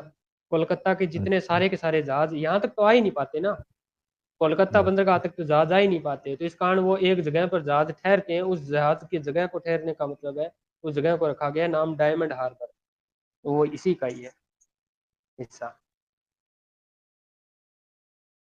तो ये थोड़ा सा ध्यान रखना, इसके एक छोटा डायमंड हार्बर और नाम इसके पास में अगर सेट कर सको तो कर लेना। जहाँ जहाज जहाज ठहरते हैं उसे डायमंड हार्बर कहते हैं। ठीक है, हल्दिया पतन। हल्दिया पत्तन कोलकाता से 105 किलोमीटर अंदर अनुप्रवाह यानी डाउन स्ट्रीम पर स्थित है। हम्म। इसका निर्माण कोलकाता देखेंगे तो वो अप स्ट्रीम पे हो जाएगा और हल्दिया डाउन स्ट्रीम। इसका निर्माण कोलकाता पत्तन की संकुलता को घटाने के लिए किया गया है। कोलकाता पत्तन की संकुलता को घटाने के लिए हल्दिया पत्तन का निर्माण। यह स्थूल नौभार जैसे लौह अयस्क, कोयला, पेट्रोलियम तथा पेट्रोलियम उत्पाद, उर्वरक, जूट एवं जूट उत्पाद और कपास तथा सूती धागों आदि का निपटान करता है। हल्दिया पत्तन। अब जूट उत्पादन सबसे ज्यादा कहाँ होता है? वेस्ट बंगाल में ही होता है, तो हम्म, वो वहाँ पे निश्चित हो गया। इसके अलावा उर्वरक है, उर्वरक के अलावा यूपी बिहार में सबसे ज्यादा जो खाद्यान्न उत्पादन होता है तो वहाँ उर्वरक की आवश्यकता होती है, तो उर्वरक है। इसके अलावा हमने पढ़ा था कि यहाँ पर पास में ही लगता है कौन सा, छोटा नागपुर का पठार, तो वहां से क्या है, लो ऐसा कोयला, पेट्रोलियम। पेट्रोलियम का मतलब यहाँ से हमने कल पढ़ा था ना, एक बरौनी नामक जगह है वहां पर तेल रिफाइनरी है। तेल कहाँ से आता है? तेल आता है असम से। तो इस कारण से ये पेट्रोलियम उत्पाद और उर्वरक, जूट एवं जूट उत्पाद, कपास, कपास कहाँ होती है? यही होती है कपास, वेस्ट बंगाल है। इसके अलावा उड़ीसा है, यूपी है, बिहार है, तो कपास होती है यहाँ। सूती धागों की जो मिलें हैं आदि का निपटान यहाँ से होता है। ये था हल्दिया पतन। हल्दिया पतन, इसकी नदी कौन सी है पहले तो ये देखो,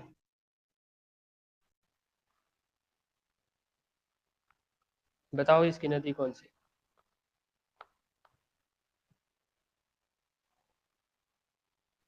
अरे वो ये है हुगली नदी। हुगली, हुगली नदी। हाँ हुगली नदी। फिर दूसरी बात ये है, हल्दिया बंदरगाह है वो किस राज्य में है? वेस्ट बंगाल में है। वेस्ट बंगाल। मैप में देखा था। दूसरी बात हो गई। तीसरी बात है कि इसका जो विकास किया गया है किसके अनुषंगी के रूप में किया गया, तो इस अनुषंगी ये किसका है? कोलकाता बंदरगाह का अनुषंगी है, उसका भार कम करने के लिए।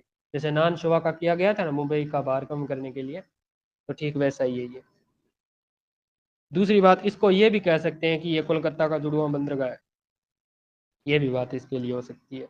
चौथी बात है कि यहाँ पर जूट का जो बंदरगाह है ना, वो सबसे ज्यादा होने के कारण, क्योंकि भारत विश्व में सबसे ज्यादा जूट वाला क्षेत्र रखता है, तो इस कारण इसे जूट बंदरगाह भी कहते हैं, जूट बंदरगाह भी कहते हैं। इसके अलावा इसके बारे में एक नोट डाल के लिख लो, ये एक प्राकृतिक बंदरगाह है। सिर्फ इसी के बारे में लिखना है, हल्दिया के बारे में, ये एक प्राकृतिक बंदरगाह है। क्योंकि हुगली नदी के मुहाने पर तो कोलकाता स्थापित है। ठीक है, इसके अलावा जो भी है ना, इतने चट्टानी और पठारी भागों के पास में होने के कारण हल्दिया है वो प्राकृतिक बंदरगाह है। प्राकृतिक बंदरगाह होने के साथ साथ में ये क्या है, ज्वारीय बंदरगाह भी है। अब ज्वारीय बंदरगाह दो है, ये क्वेश्चन बहुत बार पूछा जाता है कि भारत में ज्वारीय बंदरगाह कौन कौन से है। एक तो आ जाता है गुजरात वाला और दूसरा आ जाता है ये। चलो एक क्वेश्चन है मेरे, आप ये बताओ कि अब तक जो भी पतन पड़े हैं उनमें से नमक पतन कौन सा है। कांडला। कांडला। कांडला, क्योंकि गुजरात में सबसे ज्यादा नमक का उत्पादन होता है, तो इस कारण से ये बात अंडरस्टूड हो जाती है कि नमक सबसे ज्यादा वहां से होता है, तो नमक बंदरगाह उसको कहते हैं। पूर्वी वालों ठीक में है, सिर्फ बाकी हल्दिया ये प्राकृतिक। प्राकृतिक है। और हाँ ठीक है, पारदीप भी कृत्रिम है। विशाखापट्टनम, हाँ विशाखापट्टनम भी प्राकृतिक है। तट वालों में सिर्फ दो ही है, या फिर और कोई है नहीं नहीं प्राकृतिक? नहीं नहीं, एक तो विशाखापट्टनम भी प्राकृतिक बंदरगाह है, और चेन्नई बंदरगाह तो सबसे बड़ा कृत्रिम बंदरगाह है, वो तो उसके बारे में तो कुछ बात ही नहीं करनी।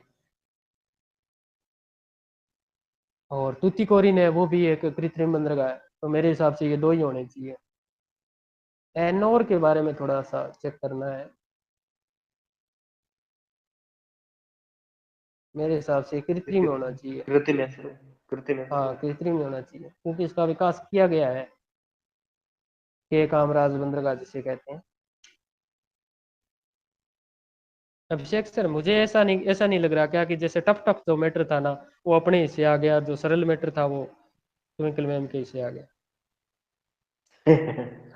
हाँ सर, सही बिल्कुल है है। ना, बहुत ही हुआ है सही ना। है। हाँ पहले मेरे हिस्से में आंकड़े ही आंकड़े थे, और जैसे उन्होंने ये तब से कमान संभाली है तब से इनके पास अच्छे अच्छे मैटर आ रहे हैं, मेरा बोलने का जो मौका था वो खत्म हो रहा है।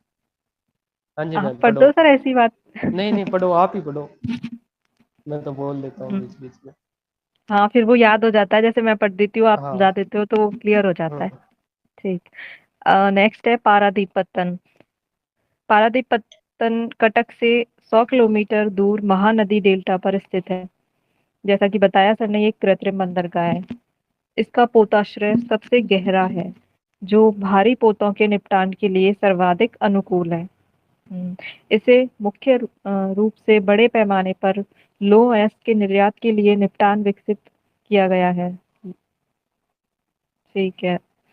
इस पत्तन के पृष्ठ प्रदेश के अंतर्गत उड़ीसा, झारखंड और छत्तीसगढ़ आते हैं, यानी कि इन सबको लाभ मिलता है। फिर नेक्स्ट है विशाखापट्टनम। विशाखापट्टनम आंध्र प्रदेश में एक भू आबद्ध पत्तन है।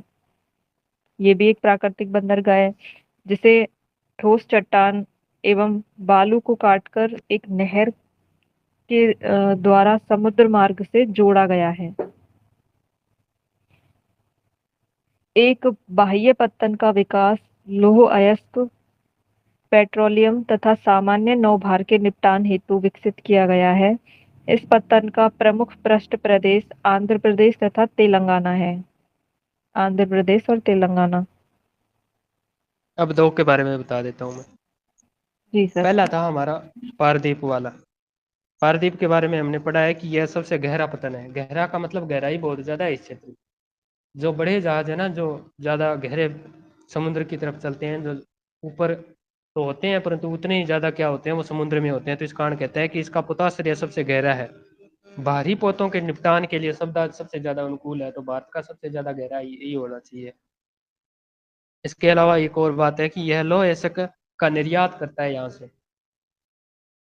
उसके बाद में मुख्यतः है कि पारादीप है कहाँ पे, तो पारादीप हमने पढ़ा था मैप में, वो है उड़ीसा में।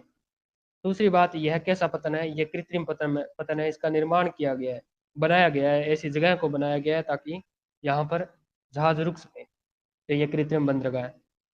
तीसरी बात है कि जो बेलाडीला की खान है, कहाँ है बेलाडीला की खान? उड़ीसा है। झारखंड में है क्या, या उड़ीसा में ही है? नाम याद रखना, एक नाम खान का लिख लो, नाम बेलाडीला की खान। उस खान का जो लोह अयस्क है ना, वो जापान को निर्यात किया जाता है इस बंदरगाह से। पारादीप बंदरगाह से बेलाडीला की खान का जापान को निर्यात किया जाता है। तीसरी बात इसका है कि पारादीप को पूर्वी तट का लौह बंदरगाह कहते हैं, उपनाम है इसका पूर्वी तट का लौह बंदरगाह, तो पारादीप हो गया। दूसरा था विशाखापट्टनम बंदरगाह। विशाखापट्टनम के पास में ही है काकीनाडा।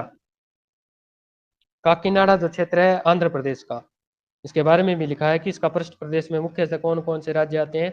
एक तो आंध्र प्रदेश और तेलंगाना, दो आते हैं, और यहाँ से भी लो पेट्रोलियम तथा नौ बार का निपटान किया जाता है। दूसरी बात है कि विशाखापट्टनम बंदरगाह काकीनाडा क्षेत्र आंध्र प्रदेश के बाद में पूर्वी तट का एक प्राकृतिक बंदरगाह है।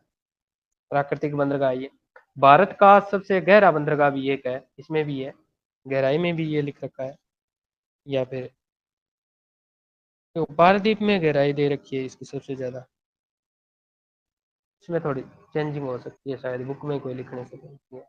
उत्कर्ष में लिखाया नहीं था सर, ये। ये हाँ, ये क्या नाम है, ये विशाखापट्टनम है ना, जो सबसे गहरा बताया जाता है, क्योंकि यहाँ पे क्या है हाँ, कि जो कि विशाखापट्टनम ये लिखा हुआ है ना, हिंदुस्तान ठोस चट्टान एवं बालू को काट कर और चारों तरफ गहराई से कितनी भू आबद्ध। भू आबद्ध का मतलब होता है इसके चारों तरफ चट्टानें हैं, उन चट्टानों का नाम भी है डॉल्फिन की पहाड़ियां। यहाँ पे क्या, जैसे कि हाँ सर, पढ़ा था तभी, इसी चक्रवात से वगैरह आते हैं ना, रिलेटेड है डॉल्फिन नोज। हाँ, डॉल्फिन जो चक्रवात वगैरह पहाड़ियां आते है हैं ना, ना, तो वो हाँ, हम्म, जो बचाव करती है चक्रवात से, डॉल्फिन हाँ, पहाड़ियाँ। चक्रवात से बचाव करती है विशाखापट्टनम का। तो यहाँ पर क्या है, डॉल्फिन की पहाड़ियां हैं, वहां पर है ये भारत का सबसे गहरा बंदरगाह है। तो शायद उत्कर्ष में लिखा है, तो शायद कुछ सोच कर ही लिखाया होगा। इसके और अलावा यहाँ पे यहाँ पर एक, हिंदुस्तान शिपयार्ड। हाँ, हिंदुस्तान शिपयार्ड नाम का एक कारखाना है भी यहाँ स्थापित है। तीन बातें लिखवाई हुई है इसमें मुख्यतः। प्राकृतिक बंदरगाह, भारत का सबसे गहरा बंदरगाह, डॉल्फिन की पहाड़ियों से घिरा हुआ है, और हिंदुस्तान शिपयार्ड विशाखापट्टनम यहाँ स्थित है। बाकी जो इसके बारे में लिखा है कि भू आबद्ध है, प्राकृतिक है, ठोस चट्टान एवं बालू को काट कर बनाया गया है, और लो एसिड और पेट्रोलियम का सामान्य 9 बार का निपटान करता है। एक तो आप ये याद रखना, बाकी तो मेरे पास लिस्ट बनी हुई नहीं है कि कौन कौन से बंदरगाह वो लो पेट्रोलियम से संबंधित है, तो वो थोड़ा सा ध्यान रखना। पेट्रोलियम वाले कौन कौन से है, तो मुंबई हो गया, एक विशाखापट्टनम हो गया, एक कोलकाता हो गया, तीन तो बड़े बड़े वैसे ही हो गए। ठीक है जी मैम, आगे चेन्नई पतन। नेक्स्ट है चेन्नई पत्तन। पूर्वी तट पर स्थित यह सबसे पुराने पत्तनों में से एक है। सबसे पुराने पत्तनों में से एक, यह एक कृत्रिम पत्तन है जिसे 1859 में बनाया गया था। तट के निकट उथले जल के कारण यह पत्तन विशाल पोतों के लिए अनुकूल नहीं है। चेन्नई पत्तन तमिलनाडु और पुडुचेरी इसके पृष्ठ प्रदेश हैं। तमिलनाडु और पुडुचेरी। आगे है तमिलनाडु में नई विकसित एन्नोर पत्तन चेन्नई के उत्तर में 25 किलोमीटर दूर चेन्नई पत्तन के दबाव को कम करने के लिए बनाया गया है। एन्नोर पत्तन। ठीक है। फिर है तूतीकोरिन पत्तन। यह भी एक कृत्रिम पत्तन है। इसका विकास भी चेन्नई पत्तन के दबाव को कम करने के लिए किया गया था। यह विभिन्न प्रकार के नौभार का निपटान करता है, जिसके अंतर्गत कोयला, नमक, खाद्यान्न, खाद्य तेल, चीनी, रसायन और पेट्रोलियम उत्पाद शामिल हैं। जी मैम। अब अभिषेक सर ये बताओ कि पूर्वी तट के बंदरगाह है वो कृत्रिम है या पश्चिमी तट वाले? कृत्रिम। सिर्फ पूर्व की कृत्रिम ज्यादा है। अब पक्का हो गया क्या? जी जी, पक्का हो गया, हाँ, कंफ्यूज था ना वो, अब क्या ऐसे ही। हाँ, अब कंफर्म हो गया पूरा का पूरा। अब बात करते हैं पहले चेन्नई पतन के बारे में, दो चार बातें हैं इसके बारे में कि भारत का सबसे पुराना, भारत का इससे पहले कोई पुराना नहीं है, सबसे पुराना है ये भारत का। और वे विषय में है कैसा, न तो प्राकृतिक नहीं है, ये कृत्रिम बंदरगाह है, सबसे पुराना कृत्रिम है। हालांकि सबसे पुराने तो प्राकृतिक होते हैं, ठीक है ना। कृत्रिम तो बनाए जाते हैं जब मनुष्य को महसूस होता है इसका निर्माण बनाना। तो 1859 में बनाया गया था, 1857 की क्रांति के लगभग 2 साल में बाद में बनाया गया था। ठीक है। इसके अलावा पूर्वी तट का सबसे बड़ा बंदरगाह, पूर्वी तट पर कोई भी इतना इससे बड़ा बंदरगाह नहीं है चेन्नई से बड़ा। और पूर्वी तट का सबसे व्यस्ततम बंदरगाह चेन्नई पत्तन। मुंबई पतन के बाद में, किस पतन के बाद में? मुंबई पतन के, जो पश्चिमी तट पर स्थित है ना मुंबई पतन, उस पतन के बाद में दूसरा सबसे बड़ा व्यस्ततम बंदरगाह है ये। बंगाल की खाड़ी में आने वाले चक्रवातों की सबसे अधिक प्रभावित होता है। अगर आपसे पूछे बंगाल की खाड़ी में सब जो चक्रवात आते हैं उससे सबसे ज्यादा कौन सा बंदरगाह प्रभावित होता है, तो सबसे ज्यादा होता है चेन्नई पोर्ट होता है। एक तो ये हो गया। उसके बाद में तमिलनाडु में नई विकसित एन्नोर पतन।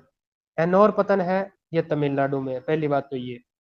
दूसरी बात, इसका एक और नाम है के कामराज, सुना होगा कभी के कामराज बंदरगाह, सुना है। इसका उपना, इसकी स्थापना हुई थी 2001 में। एन्नोर बंदरगाह ये कृत्रिम बंदरगाह है, इसकी स्थापना 2001 में। इसका उपनाम है के कामराज बंदरगाह। और ये के कामराज जो नाम रखा गया था ना, ये रखा गया था 21 फरवरी 2014 से। नवीनतम यह 2014, मोदी आने से पहले भी है, एक साल पहले इसका नाम रखा गया था के कामराज। अब उसके बाद में कुछ और महत्वपूर्ण बातें हैं कि चेन्नई बंदरगाह के भार को कम करने के लिए विकसित किया गया। कौन सा? एन्नोर, कर्नाटक वाला। हाँ कर्नाटक, तमिलनाडु वाला, तमिलनाडु में। उसके बाद में है चेन्नई बंदरगाह का जुड़वा पतन। इसे चेन्नई बंदरगाह का जुड़वा पतन कहते हैं। इसका विकास एशियाई विकास बैंक की सहायता से किया गया था। लिख सको तो एशियाई विकास बैंक के सहयोग से इसका निर्माण किया गया। और सबसे महत्वपूर्ण जो इसकी एक बात है, अगर पूछे कि देश का सबसे अत्याधुनिकतम कौन सा है, तो वो तो है जो मुंबई वाला, क्या नाम था उसका? नान वो शेवा। है ना, न्यावा सेवा, मरमगांव। जवाहरलाल नेहरू। नहीं, नान नहीं, शेवा वो तो गोवा में था, नान, मुर्मा हाँ गोवा, हाँ हाँ हाँ हाँ वो हाँ। नान शेवा जवाहरलाल था। नेहरू परंतु वाला। ये है कि देश का सबसे बड़ा कंप्यूटराइज्ड बंदरगाह है। देश का सबसे बड़ा कंप्यूटराइज्ड बंदरगाह है। और देश का प्रथम पब्लिक कंपनी जो प्रत्येक जो क्षेत्र होते हैं ना, कंपनी वगैरह जितनी भी स्थापित की जाती है उनको रत्न दिया जाता है। मिनी रत्न है, महारत्न है। तो इस कारण से इस बंदरगाह को मिनी रत्न का दर्जा मिला हुआ है। और तीसरी सबसे महत्वपूर्ण जो इसकी बात है कि देश का प्रथम निजी क्षेत्र में स्थापित बंदरगाह है ये, निजी क्षेत्र में।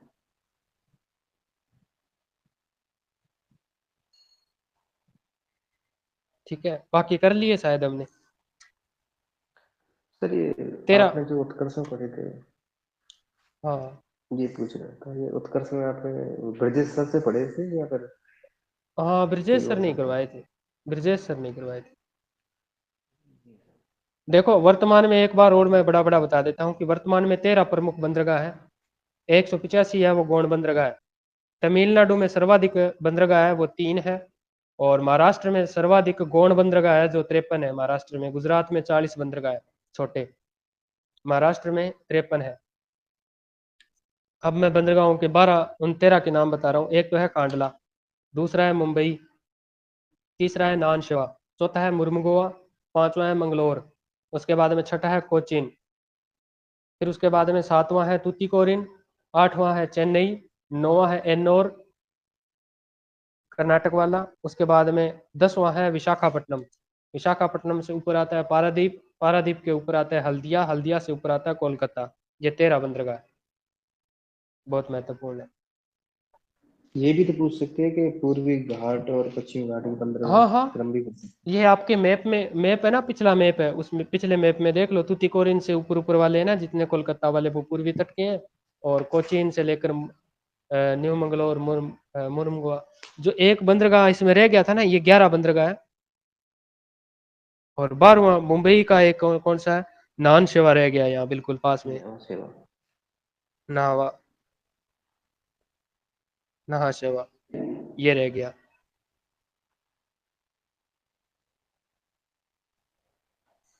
ठीक है, बाकी तो समझ में आ गए होंगे आपको शुरू से। हाँ मैम, आगे बढ़ो। जी सर। इसके बाद आता है हवाई अड्डे। थोड़ा सा ही दिया हुआ है इनके बारे में, तो पढ़ देते बस हैं। इतना ही बहुत है मैम। हाँ। अंतर्राष्ट्रीय व्यापार में वायु परिवहन एक महत्वपूर्ण भूमिका निभाता है। इन्हें लंबी दूरी वाले, उच्च मूल्य वाले या नाशवान सामानों को कम से कम समय में ले जाने व निपटाने के लिए लाभ प्राप्त होते हैं। यह भारी और स्थूल वस्तुओं के वहन करने के लिए बहुत महंगा है और अनुपयुक्त है। मतलब इनसे भारी वो नहीं ले जा सकते वस्तुएं। यही कारण अंततः अंतर्राष्ट्रीय व्यापार में महासागरीय मार्गों की तुलना में इस क्षेत्र की भागीदारी को घटा देता है। देश में 25 अंतर्राष्ट्रीय हवाई अड्डे कार्य कर रहे हैं। 25 वार्षिक रिपोर्ट 16-17 के अकॉर्डिंग। अंतर्राष्ट्रीय हवाई पत्तनों के अंतर्गत अहमदाबाद, बेंगलुरु, चेन्नई, दिल्ली, गोवा, गुवाहाटी, हैदराबाद, कोच्चि, कोलकाता, मुंबई, तिरुवनंतपुरम, श्रीनगर, जयपुर, कालीकट, नागपुर, कोयम्बटूर, लखनऊ, पुणे, चंडीगढ़, मंगलुरु, विशाखापट्टनम, इंदौर, पटना, भुवनेश्वर और कन्नूर हैं। अंतर्राष्ट्रीय हवाई अड्डे देखो, अंतर्राष्ट्रीय अड्डों की बात हो रही है ना, ये 25 अंतर्राष्ट्रीय हवाई अड्डे हैं। जी सर। आप इससे पहले के अध्याय में वायु परिवहन के बारे में पढ़ चुके हैं।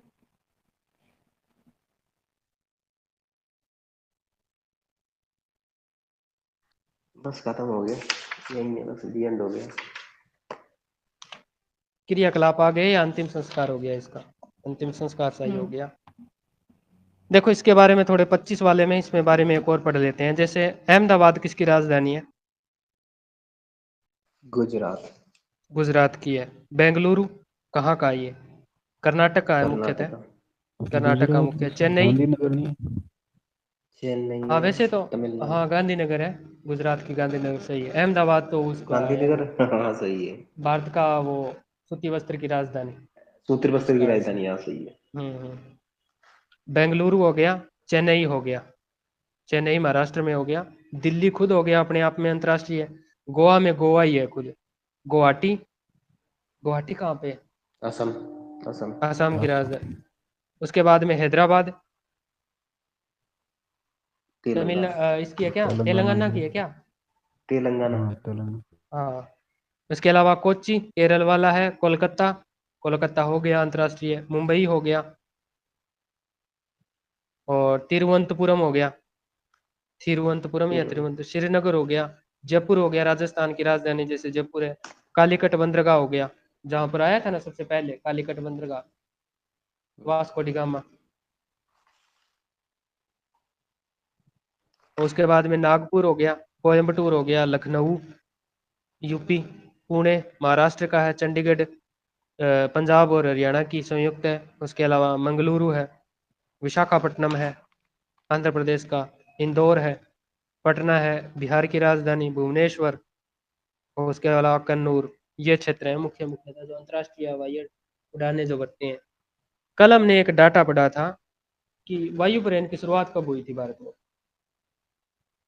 1911। याद है क्या 1911 वाली? जी सर। क्वीन मेरी का एक बताया था मैंने, क्वीन मेरी। और सबसे पहले मेरे हिसाब से ना, जब इसका विकास हुआ था ना, तब जो डाक सेवा थी ना वो संचालित की गई थी। और मैंने कुछ नाम जी। भी बताए थे आपको यहाँ से, नैनी वाला स्थान बताया था उससे संबंधित। तो नैनी से इलाहाबाद के बीच इलाहाबाद। में डाक सेवा शुरू हुई थी 1911 में, तो वो पहला था। फिर उसके बाद में क्या हुआ, 1911 के बाद में 1911, 1921, फिर 1931, यानी कि 20 साल बाद में JRD टाटा ने मुंबई से कराची की यात्रा शुरू की। किसने? टाटा जो उद्योग है ना, टाटा वाले हैं, टाटा एंड टाटा सन्स ने, उसमें JRD जमशेदजी टाटा वगैरह, उन्होंने मुंबई से कराची पहली यात्रा शुरू की थी। फिर उसके 3-4 साल बाद में 1935 में टाटा एयरलाइंस ने भारत की हवाई सेवा प्रारंभ की। टाटा एयरलाइंस ने 1935 में। फिर स्वतंत्रता के बाद में ही इसका विकास हुआ। कब हुआ? 1953 में। 1953 में भारत में वायुप्रयाण की सभी निजी सेवाओं को, कितनी भी निजी सेवाएं थी ना, सारी की सारी निजी सेवाएं थी, 1953 में उनका राष्ट्रीयकरण कर दिया गया। कल हमने ये पढ़ा था। वायुप्रयाण का राष्ट्रीयकरण कब हुआ? 1953 में। यह बहुत ही महत्वपूर्ण लाइन है, सुपर इंपॉर्टेंट है इसकी लाइन। पहली तो महत्वपूर्ण है कि 1911 में शुरुआत हुई इलाहाबाद से लेनी, और दूसरी जो महत्वपूर्ण है ना वो 1953 वाली है, राष्ट्रीयकरण कर दिया गया। तो राष्ट्रीयकरण से संबंधित तो दो आई, एक तो घरेलू उड़ान भरेगी, कोई सेवाएं हैं वो वायु परिवहन है वो घरेलू उड़ान भरेगा, तो एक भरेगा अंतर्राष्ट्रीय उड़ान। तो घरेलू उड़ान तो दी गई इंडियन एयरलाइंस को, जितना बड़ा नाम उतना ही घर में रखा हमने। तो इंडियन एयरलाइंस कितना बड़ा नाम है, तो घरेलू सेवाओं के लिए। और अंतर्राष्ट्रीय उड़ान भरेगा एयर इंडिया, छोटा सा नाम है विदेशों तक, ठीक है ना। तो छोटा नाम है एयर इंडिया, ये अंतर्राष्ट्रीय उड़ान भरेगा, घरेलू उड़ान भरेगा इंडियन एयरलाइंस। उसके बाद में क्या हुआ? 1953-54, उसके बाद में 1953, 63, 63, 83, 93 इतने साल चलने के बाद 1995 में एक और कदम उठाया गया। क्या उठाया गया? कि वायु परिवहन प्रबंधन एवं संचालन के लिए, वायु परिवहन एवं उसका प्रबंधन एवं संचालन करने के लिए भारतीय विमानन पतन, भारतीय विमानन पतन की स्थापना की गई और उसका मुख्यालय रखा गया दिल्ली में। 1995 की बात है। फिर ज्यादा इसमें कुछ विकास नहीं हुआ। 1995, 96, 97, 98, 99, 2001, 2, 3, 4, 5, 6, 7, अब 2007 तक आए ना। तो फिर फरवरी 2007 में जो इंडियन एयरलाइंस थी ना, जो कर रही थी घरेलू उड़ान वाली, फिर उसके बाद में इंडियन एयर इंडिया जो कर रही थी अंतर्राष्ट्रीय परिवहन, इन दोनों का विलय कर दिया गया 2007 में। यह भी बहुत महत्वपूर्ण है कि इनका विलय कब किया गया। तो 1953 में दो बनाए गए थे, घरेलू और अंतर्राष्ट्रीय, एयर इंडिया और इंडियन एयरलाइंस। उसका राष्ट्रीय उनका एकीकरण कब हुआ? तो फरवरी 2007 में हुआ। ये मानचित्र, ये जो मैं पढ़ रहा हूँ ना, ये मैंने नोट्स भेजे हैं इसमें ग्रुप में, तो वो देख लो एक बार। उसका विलय कर दिया गया। और किस में विलय किया गया? उसका नाम रखा गया NACIAL। इसका पूरा नाम है national aviation corporation limited India limited. पूरा नाम है national aviation corporation India limited, भारतीय राष्ट्रीय विमानन पतन, हिंदी में इसका नाम ये है। इसमें इसका विलय कर दिया गया। उसके बाद में क्या है कि भारत में लगभग 126 हवाई अड्डे हैं। हवाई अड्डे होने का मतलब है। इसके अलावा अंतर्राष्ट्रीय अड्डे हैं 24। मेरे पास 24 लिख रखे हैं, बुक में 25 लिख रखे हैं। ये थोड़ा सा 25 वाला ही सही मान लेना, ज्यादा 25 को ही मान लेना। ये रीट की जो तैयारी की थी ना मैंने पिछली बार, तब के हैं ये उत्कर्ष के। सर ये नोट सेम टू सेम मेरे पे भी है, सेम टू हाँ, सेम लाइन मेरे। बस इतना ही लिखवाया था, इतना ही बहुत महत्वपूर्ण था सर उस समय तो। ये बहुत महत्वपूर्ण सवाल है। कई बार क्या होता है, अंतर्राष्ट्रीय अड्डे का नाम पूछ लेता, पूछ लेता इंदिरा गांधी हवाई अड्डा कहाँ पर है, हमें पता ही नहीं चलता अभी इंदिरा गांधी हवाई अड्डा है कहाँ पे। दिल्ली। ये दिल्ली का है इंदिरा गांधी जो अंतर्राष्ट्रीय हवाई अड्डा, इसके साथ में लगता है अंतर्राष्ट्रीय हवाई अड्डा, तो ये दिल्ली में है। मुंबई में कहाँ है? मुंबई महाराष्ट्र में स्थित है। पिछले दिनों जो महाराज छत्रपति शिवाजी का है ना, वो मूर्ति वगैरह टूटी थी, तो इस समय थोड़ा विवाद हुआ। तो थोड़ा ध्यान रखना कि छत्रपति शिवाजी अंतर्राष्ट्रीय हवाई अड्डा कहाँ पर है? मुंबई में। इसके अलावा पूर्वी घाट पर स्थित है चेन्नई। तो चेन्नई में कौन सा है? मीनाकमी है क्या सर ये? कम। हाँ मीनामकम। मीनामिकम। मीनामकम। हाँ, तो ये नाम है इसका अंतर्राष्ट्रीय हवाई अड्डा। इसके अलावा नेताजी सुभाष चंद्र बोस दमदम हवाई अड्डा, ये कहाँ पर है? कोलकाता में। पहले दमदम था, अब ये वर्तमान में नेताजी सुभाष चंद्र बोस। और भी आगे कुछ नाम लिखे हैं क्या आपके पास में? हाँ सर, ये रहते हैं कुछ, जैसे कि बिरसा रांची। मुंडा, हाँ जी, बिरसा बिरसा मुंडा मुंडा है। रांची में। उसके बाद में जयप्रकाश नारायण अंतर्राष्ट्रीय हवाई अड्डा पट पटना में। और गोपीनाथ बारडोई गुवाहाटी। पूर्वोत्तर राज्यों में, पूर्वोत्तर राज्य ना 7 सिस्टर, उन 7 सिस्टर में सिर्फ एकमात्र हवाई अड्डा है अंतर्राष्ट्रीय हवाई अड्डा, उसका नाम है गोपीनाथ बारडोई अंतर्राष्ट्रीय हवाई अड्डा। वो है गुवाहाटी में। गुवाहाटी है असम की राजधानी, वहाँ एकमात्र अंतर्राष्ट्रीय हवाई अड्डा है। उसके बाद में लाल बहादुर शास्त्री लाल बहादुर शास्त्री का है वाराणसी। उसके बाद में चौधरी चरण सिंह, ये है लखनऊ में। उसके बाद में जोली ग्रांड नाम का है देहरादून में। उसके बाद में दाबोलिन, दाबोलिन हवाई अड्डा है गोवा में। राजीव गांधी हैदराबाद में, तेलंगाना वाला। उसके बाद में भारत रत्न बाबा साहब भीमराव अम्बेडकर, ये है नागपुर महाराष्ट्र में। नागपुर के संतरे बहुत प्रसिद्ध है महाराष्ट्र में। उसके बाद में स्वामी विवेकानंद, ये रायपुर छत्तीसगढ़ में है। उसके बाद में देवी अहिल्याबाई होलकर अंतर्राष्ट्रीय हवाई अड्डा, ये है इंदौर एमपी में। उसके बाद में गुरु रामदास हवाई अड्डा अमृतसर पंजाब में, गुरु रामदास अंतर्राष्ट्रीय हवाई अड्डा अमृतसर पंजाब में। उसके बाद में सरदार वल्लभ भाई पटेल अहमदाबाद गुजरात में। और मेरे पास इतना ही लिखा हुआ है। एक और है वीर सावरकर पोर्ट ब्लेयर में, वीर सावरकर अंतर्राष्ट्रीय हवाई अड्डा पोर्ट ब्लेयर। अंडमान निकोबार की राजधानी है ना पोर्ट ब्लेयर। फिर उसका नाम बदल दिया है, वो दूसरा कर दिया है, वो क्या किया है? नाम बदल दिया ना, श्री विजयपुरम को जैसे ही है कुछ। हाँ, उस द्वीप का नाम रखा है क्या अंडमान निकोबार का? उसकी राजधानी का पोर्ट नाम ही ब्लेयर। चेंज कर दिया है, अच्छा, श्री पोर्ट ब्लेयर विजयपुरम का। क्या? हाँ जी, ऐसा सारा नाम पता। शायद, हाँ मुझे कुछ। कन्फर्म भी याद है। हम्म,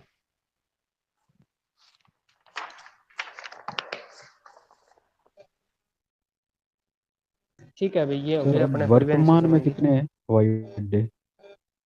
25 ही है ना अंतर्राष्ट्रीय। अंतर्राष्ट्रीय हवाई अड्डों की बात हो रही है सर। कौन तो हर एक जगह है, जैसे जोधपुर में भी है, बीकानेर में भी है, पाली में भी है। फिर कई जगह हवाई अड्डे नहीं होते, कई जगह पर सीधा वायु पट्टियां भी होती है। वो तो है, पर बीका इसमें मैंने मतलब बुक में लिख रखा था 34, और ऑनलाइन देखा उसमें 35 बता रहे हैं। पर वो दूसरे है, पता नहीं। कौन से मतलब अंतर्राष्ट्रीय मैं, की बात हो रही है क्या पूरे भारत में? हाँ, हो अंतर्राष्ट्रीय का सकता है मैंने सर बढ़ सर्च गया किया, हो। उसमें ऐसे हो रहा है। मतलब 35 बता रहा है, पहले बुक में किसी ने लिखा है वो 34 है। वागडोगरा हवाई अड्डा करके है, पश्चिम बंगाल में 34वां लिखा हुआ है। कुलदीप सर ने कितने करवाए हैं? प्रदीप सर का अभी का तो पता नहीं। है नहीं सर क्या ये आपके पास नोट्स? प्रत्यक्ष रूप से टॉपिक है सर ये हमारे में, प्रत्यक्ष रूप से भारत के भूगोल में भारत है के तो नहीं भूगोल वैसे इसमें। में वैसे नहीं है हमारा। जो हम पढ़ते हैं ना आर्थिक भूगोल, आर्थिक भूगोल में हम जब सारा ही पढ़ते हैं, विश्व वाला तो पढ़ा तो था हमने, परिवहन उसमें है। फिर जी इसके अलावा एक, फिर हम एनसीईआरटी पढ़ रहे हैं तो ये फिर इसको छोड़े ही क्यों? क्योंकि विश्व वाला तो वैसे तो चैप्टर दे ही रखा है अपने। विश्व के हम क्योंकि वो, अंतर्राष्ट्रीय राजमार्ग, तेल परिवहन, पाइपलाइन परिवहन, बिग इंच वगैरह हम पढ़ रहे हैं। तो बिग इंच अगर पढ़ रहे हैं तो एचवीजे पाइपलाइन भी तो पूछी जा सकती है, जी बिल्कुल, क्या नहीं पूछी जा सकती? नहीं बिल्कुल पूछ जा सकती है, परिवहन के अंतर्गत ही हाँ, है। तो इस कारण से, इसी कारण से पढ़ रहे हैं बस। क्योंकि आर्थिक भूगोल में है, आर्थिक भूगोल का कोई चैप्टर और तो ये है सर नहीं, परंतु ऐसी फिर भी। एसबीजे वाली शायद मुझे लगता है कहीं पूछ दी, मैंने क्वेश्चन देखा है, पूछी जरूर है कहीं ना कहीं। हाँ, क्योंकि कुलदीप सर ने ना उस समय करवाई नहीं एशिया महाद्वीप में। जब एशिया महाद्वीप करवाया ना तब भारत वाला करवाया नहीं। क्यों नहीं करवाया? तो सर ने कहा कि जब हम भारत वाला पढ़ेंगे ना तो भारत वाले में पढ़ेंगे साथ में, सारा का सारा। तो वो उन्होंने भारत वाले में करवाया ये। जैसे भारत के खनिज नहीं करवाए, कोई भी चीज नहीं करवाई। एशिया जरूर करवाया पूरा, परंतु भारत से संबंधित एक भी डाटा नहीं करवाया एशिया के। जब हमने पढ़ा था शुरुआत में आर्थिक भूगोल पढ़ा था तब भी हमने नहीं किया था इसके बारे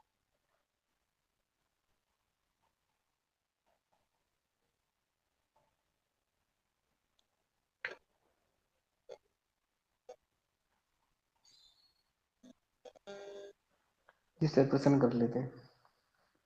हाँ,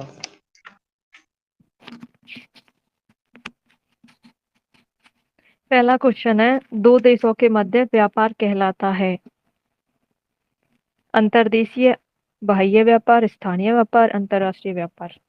तो अंतर्राष्ट्रीय व्यापार कहा अंतर्राष्ट्रीय। जाएगा। हम्म, सेकंड क्वेश्चन है, निम्नलिखित में से कौन सा एक स्थलबद्ध पोताश्रय है? स्थलबद्ध पढ़ा था ना अभी, विशाखापट्टनम, हम्म, वही लैंड है। लॉक वाला विशाखापट्टनम। हाँ।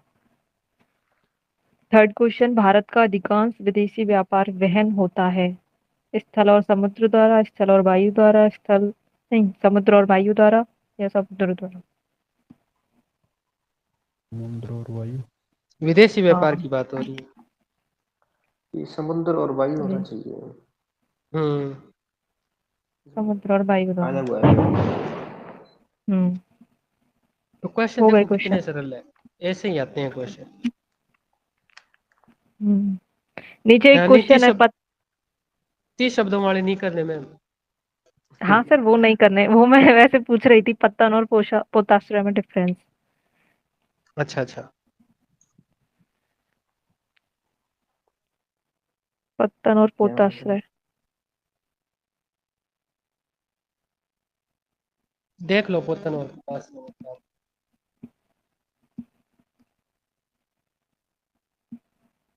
चेक करूंगी। हम्म, मेरे हिसाब से तो पत्तन मतलब जहाँ से सामान लादा और उतारा जाता है, वहाँ सभी सुविधाएं होती है, साथ ही सामान को सुरक्षित रखने के लिए गोदाम वगैरह भी होते हैं। यानी कि पत्तन व्यापार के द्वार, जो बताया था सर ने, वही जो अब इसमें क्या पृष्ठभूमि है, से सड़कों और रेल देखो मार्गों इसमें कुछ द्वारा जुड़े होते हैं। यार ये क्या मेरी बात, हम्म, क्या इसमें सर? लिखा है कि पतन, पतन क्या होते हैं कि समुद्र तट पर जलपोतों के ठहरने का वह स्थान। पतन हम्म, के बारे में वो कह रहा है कि समुद्र तट पर जलपोतों के ठहरने का वह स्थान जहां जहां पर पानी के छोटे बड़े जहाजों में सामान लदने तथा उतारने की सुविधाएं प्राप्त होती है। लदने की भी और उतारने की सुविधाएं प्राप्त होती है। साथ ही सामान को सुरक्षित रखने, साथ ही सामान को सुरक्षित भी रखा जा हम्म, सकता है। वहां पर गोदाम बने होते हैं, कहां पर गोदाम। पतन पर की सुविधा होती है। पतन व्यापार के द्वार होते हैं, पतनों को व्यापार के द्वार कहा जाता है और हम्म, अपनी पृष्ठभूमि से सड़कों व रेल मार्गों से अच्छी तरह से जुड़े होते हैं। जबकि जो पोताश्रय होते हैं पोताश्रय। ना, वो कटे फटे समुद्र व खाड़ियों के प्राकृतिक पोताश्रय स्थल होते हैं, जहां हम्म, जहाज समुद्री लहरों व तूफानों से रक्षा प्राप्त करते हैं अथवा कुछ समय आराम भी कर लेते हैं। इस दृश्य से लंगर भी डालकर खड़े रहते हैं महीनों महीनों और अपने गंतव्य की ओर फिर आगे बढ़े। वो है पोताश्रय, यानी कि पोतों को जो आश्रय प्रदान करता है। हाँ। वो पोते नहीं है यहाँ पे, दादा पोता वाला वो सिस्टम नहीं है, ये दूसरा पोत है। एक क्वेश्चन और है, भारत के पूर्वी तट पर स्थित पत्तनों के नाम। पूर्वी तट के 7 है टोटल। पूर्वी पूर्वी तट वाले, एक तो वो हल्दिया हो गया, एक हाँ, कोलकाता हो गया। कोलकाता, कोलकाता, हल्दिया, हल्दिया, पारादीप, पारादीप, विशाखापट्टनम, विशाखापट्टनम, तूतीकोरिन, तूतीकोरिन, परादीप। एन्नौर, चेन्नई। चेन्नई। चेन्नई। 7 हो गए। और दक्षिणी दक्षिण में दक्षिणी, अब पूछे कि पूर्वी तट पर दक्षिणी दक्षिणी कौन सा है, दक्षिणतम बंदरगाह। चेन्नई। तूतीकोरिन। हम्म, तूती तूतीकोरिन है? हाँ, तूतीकोरिन। चेन्नई तो तूतीकोरिन। तूतीकोरिन ऊपर है। होगा। हम्म,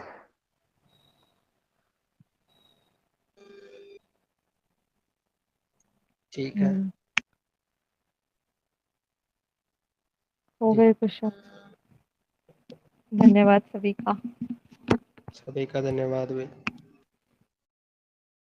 बहुत अच्छा प्रयास किया सभी ने, मिलजुल कर सारा का सारा लेसन भी पढ़ दिया। अब एक लेसन रह गया है, उसको जैसे तैसे करके खत्म करो बस।